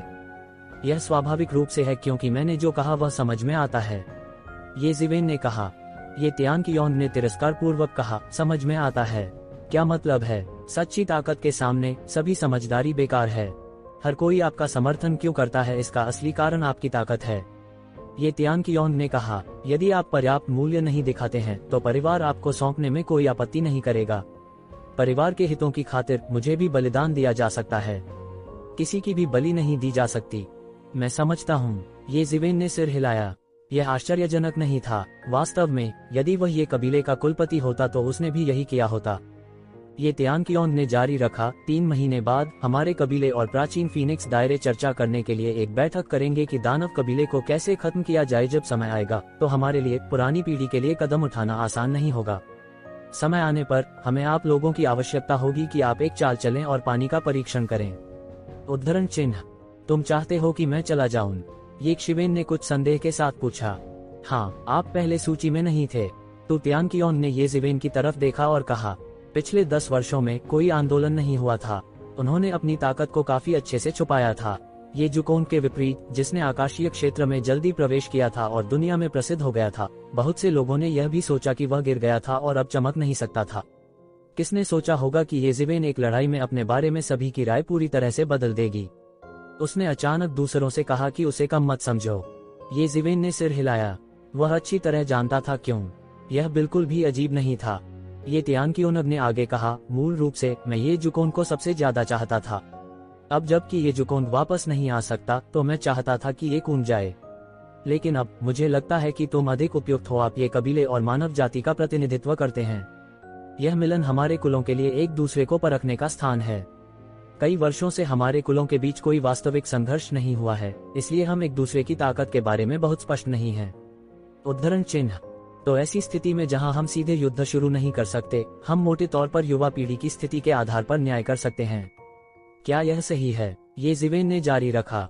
ये कियोंग ने सिर हिलाया और कहा, हाँ, यह सही है। वास्तव में हम इंपीरियल कोर्ट प्रतियोगिता क्यों आयोजित करना चाहते हैं और इसे सभी को बताना चाहते हैं। यह हमारी युवा पीढ़ी की ताकत दिखाने के लिए है और हम इंसानों के पास प्रतिभाओं की अंतहीन आपूर्ति है। यह उन अन्य 3 कुलों को रोकने के लिए है जो मुसीबत खड़ी करने के लिए तैयार हैं। अगर यह किसी और समय होता तो ठीक होता, लेकिन अभी दानव जाति अंदर और बाहर दोनों तरफ से हमला कर रही है। हम मनुष्यों के लिए यह हाल के वर्षों में शायद सबसे महत्वपूर्ण समय है। इस तरह की स्थिति में कमजोरी का कोई भी कार्य अन्य 3 कुलों और यहाँ तक प्राचीन फीनिक्स क्षेत्र को भी यह सोचने पर मजबूर कर सकता है कि हम मनुष्यों को धमकाना आसान है। उस समय वे भूखे भेड़ियों की तरह हम पर झपट सकते हैं। तो इस मिलन का अर्थ तुम समझो। यह केवल प्रत्युपायों पर चर्चा करने के लिए नहीं है, यह एक दूसरे की ताकत दिखाने का स्थान भी है। ये जिवेन ने सिर हिलाया। तभी उसकी समझ में आया। मूल रूप से एक बैठक कुछ भी नहीं थी, लेकिन एक बार जब इसे नस्ल के जीवित रहने से जोड़ दिया गया तो यह बहुत गंभीर मामला बन गया। वर्तमान स्थिति के साथ हम थोड़ी सी भी गलती नहीं कर सकते हैं। एक कदम भी नहीं उठाया जा सकता है। इसलिए बैठक में हमारे ये कबीले का प्रतिनिधित्व करने के लिए आप ये कून से अधिक उपयुक्त हैं। ये तियान कियोंग ने कहा। मैं समझता हूँ। आप चाहते हैं कि मैं उन सभी लोगों को हरा दूं जो हमें भड़काने और परखने की कोशिश करते हैं। तू ज़िवेन ने मुस्कुराते हुए कहा। ये तियान कियोंग ने मुस्कुराते हुए कहा, आपके लिए ऐसा सोचना गलत नहीं है। आधार यह है कि आपको जीतना है। खैर, चूंकि यह मामला है, आपको भी जाकर तैयारी करनी चाहिए। ये तियान कियोंग को अलविदा कहने के बाद ये ज़िवेन ये ज़ेंटियन से मिलने गए और 3 महीने में बैठक के बारे में चर्चा की। उसके बाद ये ज़िवेन स्वर्ग के गुप्त दायरे में लौट आई। 3 महीने बाद वह बैठक में भाग लेंगे। ये शिवेन के लिए समय बहुत तंग था। इससे पहले उन्हें सभी समस्याओं का समाधान करना था। स्वर्ग के गुप्त दायरे में लौटने के बाद ये ज़िवेन पूरे 1 महीने के लिए बंद कमरे में प्रशिक्षण में चली गईं। उन्होंने स्वर्ग के दायरे के 7वें आसमान के शिखर पर अपनी साधना को पूरी तरह से समेकित किया। उसकी तुलना में जब वह अभी स्वर्ग के दायरे के 7वें आसमान में पहुंचा था, यह कहा जा सकता है कि वह पूरी तरह से अलग था। अब भले ही उसने सीधे फीनिक्स संप्रदाय का सामना किया हो, उसे फीनिक्स संप्रदाय को हराने के लिए स्वॉर्ड ऑफ एंजल्स का उपयोग करने की आवश्यकता नहीं थी। यह उनकी ताकत का परिवर्तन था। हालांकि वह बंद दरवाजे के प्रशिक्षण से बाहर आया, यह कबीले के कारण नहीं था। फीनिक्स संप्रदाय को पीटने का मामला पहले ही सुलझ चुका था। ये तियान कियोंग के आग्रह के तहत मानव कबीले ने ये ज़िवेन को नहीं सौंपा। और जैसा कि ये ज़िवेन ने उम्मीद की थी, भले ही मानव कबीला ये ज़िवेन को सौंपने के लिए तैयार नहीं था, फिर भी प्राचीन फीनिक्स क्षेत्र अंत में मानव कबीले के साथ एक समझौते पर पहुंच गया। इतने साधारण कारण से दोनों कुलों के बीच का बड़ा मामला कैसे समाप्त या शुरू हो सकता है? इसे संभव बनाने के लिए रुचि का एक बड़ा कारक होना चाहिए। बंद दरवाजे के प्रशिक्षण से बाहर आने का असली कारण यह था कि वह यह जानकर चौंक गया था कि दानव भगवान के उत्तराधिकारी ने फिर से खजाने की सीमा में प्रवेश किया था। खजाने के घर के विमान में ये ज़िवेन, जिसने एक गठन स्थापित किया था, तुरंत चौंक गया। इस समय प्रवेश द्वार अवरुद्ध होने के बाद केवल 2 लोग ही प्रवेश कर सकते थे। एक ये ज़िवेन था और दूसरा दानव भगवान का उत्तराधिकारी था। चूंकि यह ये ज़िवेन नहीं था, तो कि नहीं उसे होना चाहिए। इस बात में तनिक भी संदेह नहीं था। यह सोचकर ये ज़िवेन शांत नहीं बैठ सकती थी। सौभाग्य से उसने निर्देशांक छोड़ दिया था और एंजल्स की तलवार और 9 नीदरलैंड्स रॉयल फ्लैग के माध्यम से वह आसानी से दानव भगवान के खजाने की सीमा में प्रवेश कर सकता था। उसने इस समय खजाने के घर लौटने का विकल्प क्यों चुना? ये ज़िवेन थोड़ी हैरान थी। इस अवधि के दौरान यह कहा जा सकता है कि वह दूसरी पार्टी के फिर से वापस आने के प्रति सतर्क था, क्योंकि अगर वो ये ज़िवेन की जगह होता तो वो इतनी आसानी से इस खजाने को नहीं छोड़ता। बात बस इतनी थी कि पिछले 10 वर्षों में दानव भगवान की ओर से कोई हलचल नहीं हुई। ये ज़िवेन ने सोचा कि थोड़े समय में दानव भगवान के पास इस जगह के बारे में कोई विचार नहीं होगा, या वापस आने पर विचार करने से पहले जब तक वह स्पीयर ऑफ थंडर से निपट नहीं लेता तब तक प्रतीक्षा करें। यह सबसे सुरक्षित तरीका भी था, और यह सबसे सुरक्षित तरीका भी था जिसे ये ज़िवेन ने वर्तमान में माना था, जब तक कि वह दानव भगवान के खजाने को परिवार को सौंपने के लिए तैयार नहीं था। अन्यथा यह मामला केवल उसके द्वारा जाना तय था, और 10 वर्षों के भीतर उसके पास अभी भी स्पीयर ऑफ थंडर से निपटने की क्षमता नहीं थी। भले ही आप लियान ने भी दिव्य क्षेत्र के शिखर पर प्रवेश किया हो, उसके लिए थोड़ी देर के लिए स्पीयर ऑफ थंडर का विरोधी बनना मुश्किल होगा। आखिरकार गर्जना का भाला कई वर्षों के लिए दिव्य क्षेत्र के शिखर में प्रवेश कर गया था। तो उनकी यात्रा का वास्तविक उद्देश्य क्या था? ये ज़िवेन को नहीं पता था कि उसका असली उद्देश्य क्या था, लेकिन उसने एक पल की भी देरी करने की हिम्मत नहीं की और जल्दी से दानव राजा के खजाने में जाने लगा। यहाँ तक देवदूत की तलवार और 9 अंडरवर्ल्ड के शाही झंडे के साथ ये ज़िवेन को दानव राजा के खजाने में फिर से प्रवेश करने में अभी भी कुछ समय लगा था। जब उसने वास्तव में दानव राजा के खजाने में प्रवेश किया तो ये ज़िवेन ने पाया कि पूरा खजाना अव्यवस्थित था। कई उस्तादों ने एक बार फिर पूरे दानव राजा के खजाने में कदम रखा। धिक्कार है, उसने कितने लोगों का नेतृत्व किया? ये ज़िवेन बेहद हैरान थे, क्योंकि उन्होंने पाया कि दानव राजा के खजाने में बड़ी संख्या में स्वामी दिखाई दिए, और इन लोगों का लक्ष्य बहुत स्पष्ट था, जो कि हॉल के बीच में हिंसक थंडर स्पीयर था। वे कुछ जानते होंगे, लेकिन हिंसक थंडर भाला खजाना था। ये ज़िवेन के अलावा केवल दानव राजा के उत्तराधिकारी को ही इसके बारे में पता था। लेकिन अगर ये ज़िवेन ने ऐसा नहीं कहा तो केवल दानव राजा का उत्तराधिकारी ही ऐसा कर सकता था। वह क्या करने की कोशिश कर रहा है? तो ज़िवेन को सिरदर्द था। यदि यह केवल दानव राजा का उत्तराधिकारी होता तो ये ज़िवेन को अभी भी भरोसा था कि वह उससे निपट सकता था, लेकिन यदि इतने सारे स्वामी होते तो स्थिति पूरी तरह से अलग होती। वह इन आकाओं का नेतृत्व करने और हिंसक थंडर भाले को नष्ट करने के लिए उनका उपयोग करने की कोशिश कर रहा है। यूलियान की आवाज सुनाई दी और उसने शांति से विश्लेषण किया। अगर ऐसा है तो वह वास्तव में सफल हो सकता है। हालांकि हिंसक थंडर स्पीयर अकेला है और उसके लिए इतने सारे शैतान विशेषज्ञों का विरोधी होना असंभव है, लेकिन उसके पास अभी भी कई आंतरिक जानवर हैं। ये उनके सबसे बड़े ट्रम्प कार्ड हैं। मेरे और उस आदमी के अलावा आने जाने में कोई समस्या नहीं होगी, लेकिन अगर दूसरे लोग उसके करीब आना चाहते हैं तो उन्हें इन यांत्रिक जानवरों के हमलों का सामना करना पड़ेगा। तो अंत में वह मछुआरा हो सकता है जो लाभ उठाता है। यह वास्तव में एक अच्छी योजना है। ये ज़िवेन ने अपनी आंखें सिकोड़ लीं और तुरंत अपनी योजना को समझ लिया, लेकिन इसे स्पष्ट रूप से देखना बेकार था, क्योंकि अगर वह लाभ उठाना चाहता था तो उसके पास पूरी ताकत होनी चाहिए ताकि वह उन लोगों से निपट सके जो अंत में घायल होंगे। हालांकि ये ज़िवेन स्वयं पहले ही दिव्य क्षेत्र के 7वें स्तर में कदम रख चुके थे और उनकी युद्ध शक्ति दिव्य क्षेत्र के प्रारंभिक चरण के विशेषज्ञ को हराने के लिए पर्याप्त थी, लेकिन अभी भी दिव्य क्षेत्र मध्यवर्ती चरण, दिव्य क्षेत्र अंतिम चरण, दिव्य क्षेत्र शिखर चरण थे। वह हर किसी को दबा नहीं सकता था और अंतिम विजेता सबसे अधिक संभावना दिव्य क्षेत्र के अंतिम चरण या यहाँ तक एक दिव्य क्षेत्र शिखर चरण विशेषज्ञ होगा। उस समय वह व्यक्ति स्थिति से कैसे निपटेगा? क्या ऐसा हो सकता है कि गंदगी को साफ करने के लिए उसके पास एक दिव्य क्षेत्र शिखर चरण विशेषज्ञ था? यह सोचकर ये शिवेन को अचानक सिर दर्द हो गया। इस समय ये कबीले के विशेषज्ञों की तलाश के लिए बहुत देर हो चुकी थी। इसे जल्द से जल्द करना बेहतर था। इसके अलावा डेविल वर्ल्ड में केवल ये ज़िवेन जैसा सनकी ही अपनी लड़ने की ताकत का 100% प्रदर्शन कर सकता था। शेष मानव जाति कमोबेश प्रभावित होगी, इसलिए इस समय उनकी तलाश करना अच्छी बात नहीं हो सकती है। कोई बात नहीं, आइए उनका अनुसरण करें और पहले एक नजर डालें। तो ज़िवेन ने जल्दी से उनका पीछा किया। इस समय वह एक क्षण की भी देरी नहीं कर सकता था। जब तक वह केंद्रीय महल परिसर में पहुंचे तब तक हर जगह यांत्रिक जानवरों के टुकड़े थे। ये बाहरी शैतान विशेषज्ञ टिड्डियों की तरह थे जो इन सभी यांत्रिक जानवरों को उड़ा रहे थे। जब इन यांत्रिक जानवरों ने स्वर्ग क्षेत्र के विशेषज्ञों के झुंड के चुपके हमले का सामना किया तो वे बहुत लंबे समय तक नहीं टिके। यह ऐसा था जैसे कोई रास्ता छीनी गई हो। यांत्रिक जानवरों के सभी प्रकार के टूटे हुए हिस्से जमीन पर देखे जा सकते थे। इसके अलावा वे सभी एक ही हमले में मारे गए।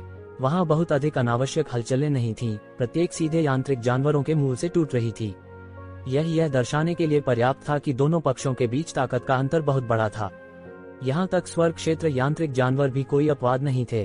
पिछली बार के विपरीत जब उनमें से अधिकांश प्रारंभिक दिव्य क्षेत्र के विशेषज्ञ थे जो इन यांत्रिक जानवरों के लिए कुछ नहीं कर सकते थे, इस बार शायद स्वर्गीय दिव्य क्षेत्र के विशेषज्ञ या यहाँ तक शिखर दिव्य क्षेत्र के विशेषज्ञ भी थे।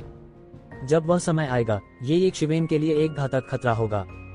ये ज़िवेन महल की ओर चल पड़े। इस समय ऐसा लग रहा था कि लड़ाई समाप्त हो गई है। यांत्रिक जानवर सब मिटा दिए गए थे। एक भी राक्षस लाश नहीं थी। तब केवल एक संभावना थी जो यह थी कि एक भी राक्षस विशेषज्ञ नहीं था, यानी उनमें से किसी की मौत नहीं हुई। दूसरे शब्दों में इस समय में प्रवेश करने वाले राक्षस शायद सभी विशेषज्ञ थे। पिछले बैच की तुलना में एक ही सांस में उनका जिक्र नहीं किया जा सकता था। जैसा कि अपेक्षित था, जब ये ज़िवेन ने मुख्य हॉल के सबसे गहरे हिस्से में प्रवेश किया तो बिजली का भला वहां नहीं था। सबसे तीव्र लड़ाई पूरे मुख्य हॉल में हुई थी। पूरा मुख्य हॉल पहले से ही जर्जर हो चुका था। सभी को पता होना चाहिए कि इस मुख्य हॉल को दानव राजा द्वारा सुदृढ़ किया गया था। यहाँ तक एक स्वर्ग क्षेत्र का विशेषज्ञ भी इस मुख्य हॉल को नष्ट करने में सक्षम नहीं होगा। कौन जानता था कि अब यह पूरी तरह से नष्ट हो जाएगा। कोई कल्पना कर सकता है कि लड़ाई कितनी तीव्र थी। बिजली का भला कई वर्षों से स्वर्ग के क्षेत्र में था। उसकी खेती इतनी गहरी थी कि वह भयानक थी। उनका प्रतिरोध निश्चित रूप से विशेष रूप से तीव्र होगा। मुख्य हॉल के शीर्ष को देखते हुए आकाश सीधे फटा हुआ था और कई अराजक पैटर्न फटे हुए थे, और अराजक प्रतिमानों के दूसरी ओर एक अतुलनीय विशाल महल था। ये शिवेन ने इस महल को देखा और हैरान हुए बिना नहीं रह सकी। अराजकता में यह प्राणियों के लिए वर्जित क्षेत्र था। संभवतः केवल देवता ही इसमें स्वतंत्र रूप से विचरण कर सकते थे। सामान्य प्राणियों के लिए यह असंभव था, लेकिन दानव राजा ने वास्तव में खजाने के घर को अराजकता में डाल दिया। कोई आश्चर्य नहीं कि यह नहीं मिला। यह दानव राजा द्वारा छोड़ा गया खजाना घर है। आप लियान ने कहा, हमें जितनी जल्दी हो सके खजाने की गहराई में प्रवेश करना चाहिए, अन्यथा पूरा खजाना घर पूरी तरह से नियंत्रित हो जाएगा। फिर हमारे लिए कुछ भी नहीं बचेगा, ये ज़िवेन ने कहा। इस समय उनके लिए आराम करने के लिए कोई जगह नहीं थी। उन्हें पहले ही बहुत देर हो चुकी थी। वे मौके पर सीधे खजाने के घर में कूद गए। ये ज़िवेन ने खजाने के घर में प्रवेश किया ही था कि उसने अचानक एक पल में अपने ऊपर एक अतुलनीय भयानक दबाव महसूस किया। जिसके पास अब बिजली का भाला है वह हम नहीं है, इसलिए हम खजाने के घर से ही बाधित हो सकते हैं। इस मामले में हमारी गति और भी धीमी हो जाएगी, यूलियान ने कहा। चाहे हम कितने भी धीमे क्यों न हो, हमें अंदर जाना होगा। कोई और रास्ता नहीं है। ये ज़िवेन ने अपने दांत पीस लिए और उसके शरीर से एक भयानक शक्ति निकली जो तुरंत इस शक्तिशाली दबाव से टूट गई। इस भयानक दबाव से टूटने के बाद पूरे आकाश में तलवारों और कृपाणों के प्रेत थे और आत्मा द्वारा बनाई गई सभी प्रकार की राक्षसी छायाएं येजिवेन के सामने प्रकट हुईं। मेरे लिए तोड़ो, तू जिवेन चिल्लाया और आकाशीय क्षेत्र के 7वें स्तर से संबंधित भयानक शक्ति तुरंत उबल पड़ी। बड़ा हाथ अचानक शून्य की ओर बढ़ गया और एक बड़ा सुनहरा हाथ दिखाई दिया। पूरे आकाश में प्रेत और राक्षसी छाया सीधे येजिवेन के बड़े हाथ द्वारा एकत्र की गई और सीधे मौके पर कुचल दी गई। लेकिन पूरे आकाश में प्रेत और राक्षसी छायाएं अनंत थीं। यदि आकाशीय क्षेत्र के 7वें स्तर का एक साधारण योद्धा टूट जाता है तो यह एक मृत अंत के बराबर होगा। इस खजाने की गहराई में न जाने कितने खतरनाक स्थान थे। आखिरकार इसे उस समय दानव राजा द्वारा व्यक्तिगत रूप से परिष्कृत किया गया था। बाहरी लोगों को बस यह नहीं पता था कि यह कितना जादुई था और साथ ही यह और भी खतरनाक था। अगर येजिवेन के हाथ में थंडरस्टॉर्म भला होता तो स्वाभाविक रूप से उसे इन खतरों का सामना नहीं करना पड़ता और वह सीधे अंदर जा सकता था, लेकिन अब उसे आंतरिक खजाने में प्रवेश करने में सक्षम होने के लिए बाहरी खजाने की परतों से गुजरना पड़ा। हॉल के भीतरी भाग की ओर बढ़ते हुए येजिवेन ने इन भूतों और शैतानी छायाओं को पूरे आकाश में लहराया। वह चकित हुए बिना नहीं रह सका। इस हॉल की सामग्री 5 तत्वों का पत्थर है। केवल यह हॉल ही एक सुपर आकार का स्वर्गीय खजाना है और इसमें सभी प्रकार के निषेध मंत्र हैं। इसे निश्चित रूप से एक जादू हथियार में परिष्कृत किया गया है और केवल शैतान राजा ही कर सकता है ऐसी एक चीज। येजिवेन अतुलनीय भावनाओं के साथ आहें भरने से खुद को रोक नहीं सकती थी। अगर यह कहीं और होता तो येजिवेन निश्चित रूप से इस 5 तत्वों के पत्थर को नहीं जाने देती। यह 5 एलिमेंट स्टोन एक बहुत ही अजीब स्वर्गीय खजाना था। हालांकि यह कहा जाता था कि संसार में 5 तत्व एक दूसरे को पुष्ट और संयमित करते हैं, वास्तव में 5 तत्वों में से अधिकांश चीजों को संतुलित नहीं किया जा सकता है। यहाँ तक उनमें से एक या कुछ विशेष रूप से उत्कृष्ट थे और ऐसी स्थितियों के कारण कुछ अत्यंत विशिष्ट शरीरों का निर्माण हुआ। 5 एलिमेंट स्टोन एक विशेष प्रकार का स्पिरिट स्टोन था जिसमें 5 तत्वों को संतुलित किया गया था। यह स्थिति बहुत दुर्लभ थी और बहुत दुर्लभ भी। 5 एलिमेंट सुप्रीम के रिकॉर्ड के अनुसार 5 एलिमेंट्स की आन्युवान डायग्राम को नींव के रूप में 5 एलिमेंट स्टोन के साथ परिष्कृत किया गया था। 5 तत्व पत्थर का उपयोग नींव के रूप में किया गया था और साथ ही इसे विभिन्न प्रकार के 5 तत्वों की शक्ति से परिष्कृत किया गया था। हालांकि 5 एलिमेंट सुप्रीम ने अतीत में 5 एलिमेंट स्टोन का केवल एक छोटा सा हिस्सा प्राप्त किया था। अब पूरा ट्रेजर हाउस 5 तत्वों के पत्थर से गढ़ा गया था। कोई सोच सकता है कि येजिवेन के लिए यह कितना चौंकाने वाला था। अब येजिवेन केवल 5 तत्वों के आन्युवान आरेख की मरम्मत के चरण में था, लेकिन अगर वह 5 तत्वों के आन्युवान आरेख की गुणवत्ता को उच्च स्तर तक सुधारना चाहता था तो 5 तत्वों वाले पत्थर की भूमिका अपरिहार्य थी। पहले येजिवेन ने इतना आगे के बारे में नहीं सोचा था। 5 तत्वों की शक्ति को इकट्ठा करना पहले से ही बहुत कठिन था। 5 तत्वों के पत्थर का उल्लेख नहीं करना, जिसे खोजना और भी कठिन था। 5 एलिमेंट सुप्रीम ने अपने जीवन काल में केवल 5 एलिमेंट स्टोन का एक छोटा सा हिस्सा पाया था, बस इतना ही। तो वह और क्या सोच सकता था? हालांकि उन्होंने यह उम्मीद नहीं की थी कि इतने सारे 5 तत्व पत्थर थे और इसे एक महल भी बना दिया गया था। अचानक येजिवेन को उम्मीद दिखी, लेकिन कोई बात नहीं, उसे पहले इस खजाने पर नियंत्रण करना चाहिए, नहीं तो सब कुछ नकली होगा। विशेष रूप से वह दानव राजा के उत्तराधिकारी को इसे लेने नहीं दे सकता था, अन्यथा यह निश्चित रूप से येजिवेन के लिए सबसे बड़ा खतरा होगा, खासकर जब वह पहले ही उजागर हो चुका था। केवल खजाने के बाहर पहले से ही इतना अद्भुत था, गहराई का उल्लेख नहीं करना। येजिवेन तुरंत बिना किसी हिचकिचाहट के खजाने की गहराई में घुसने लगे।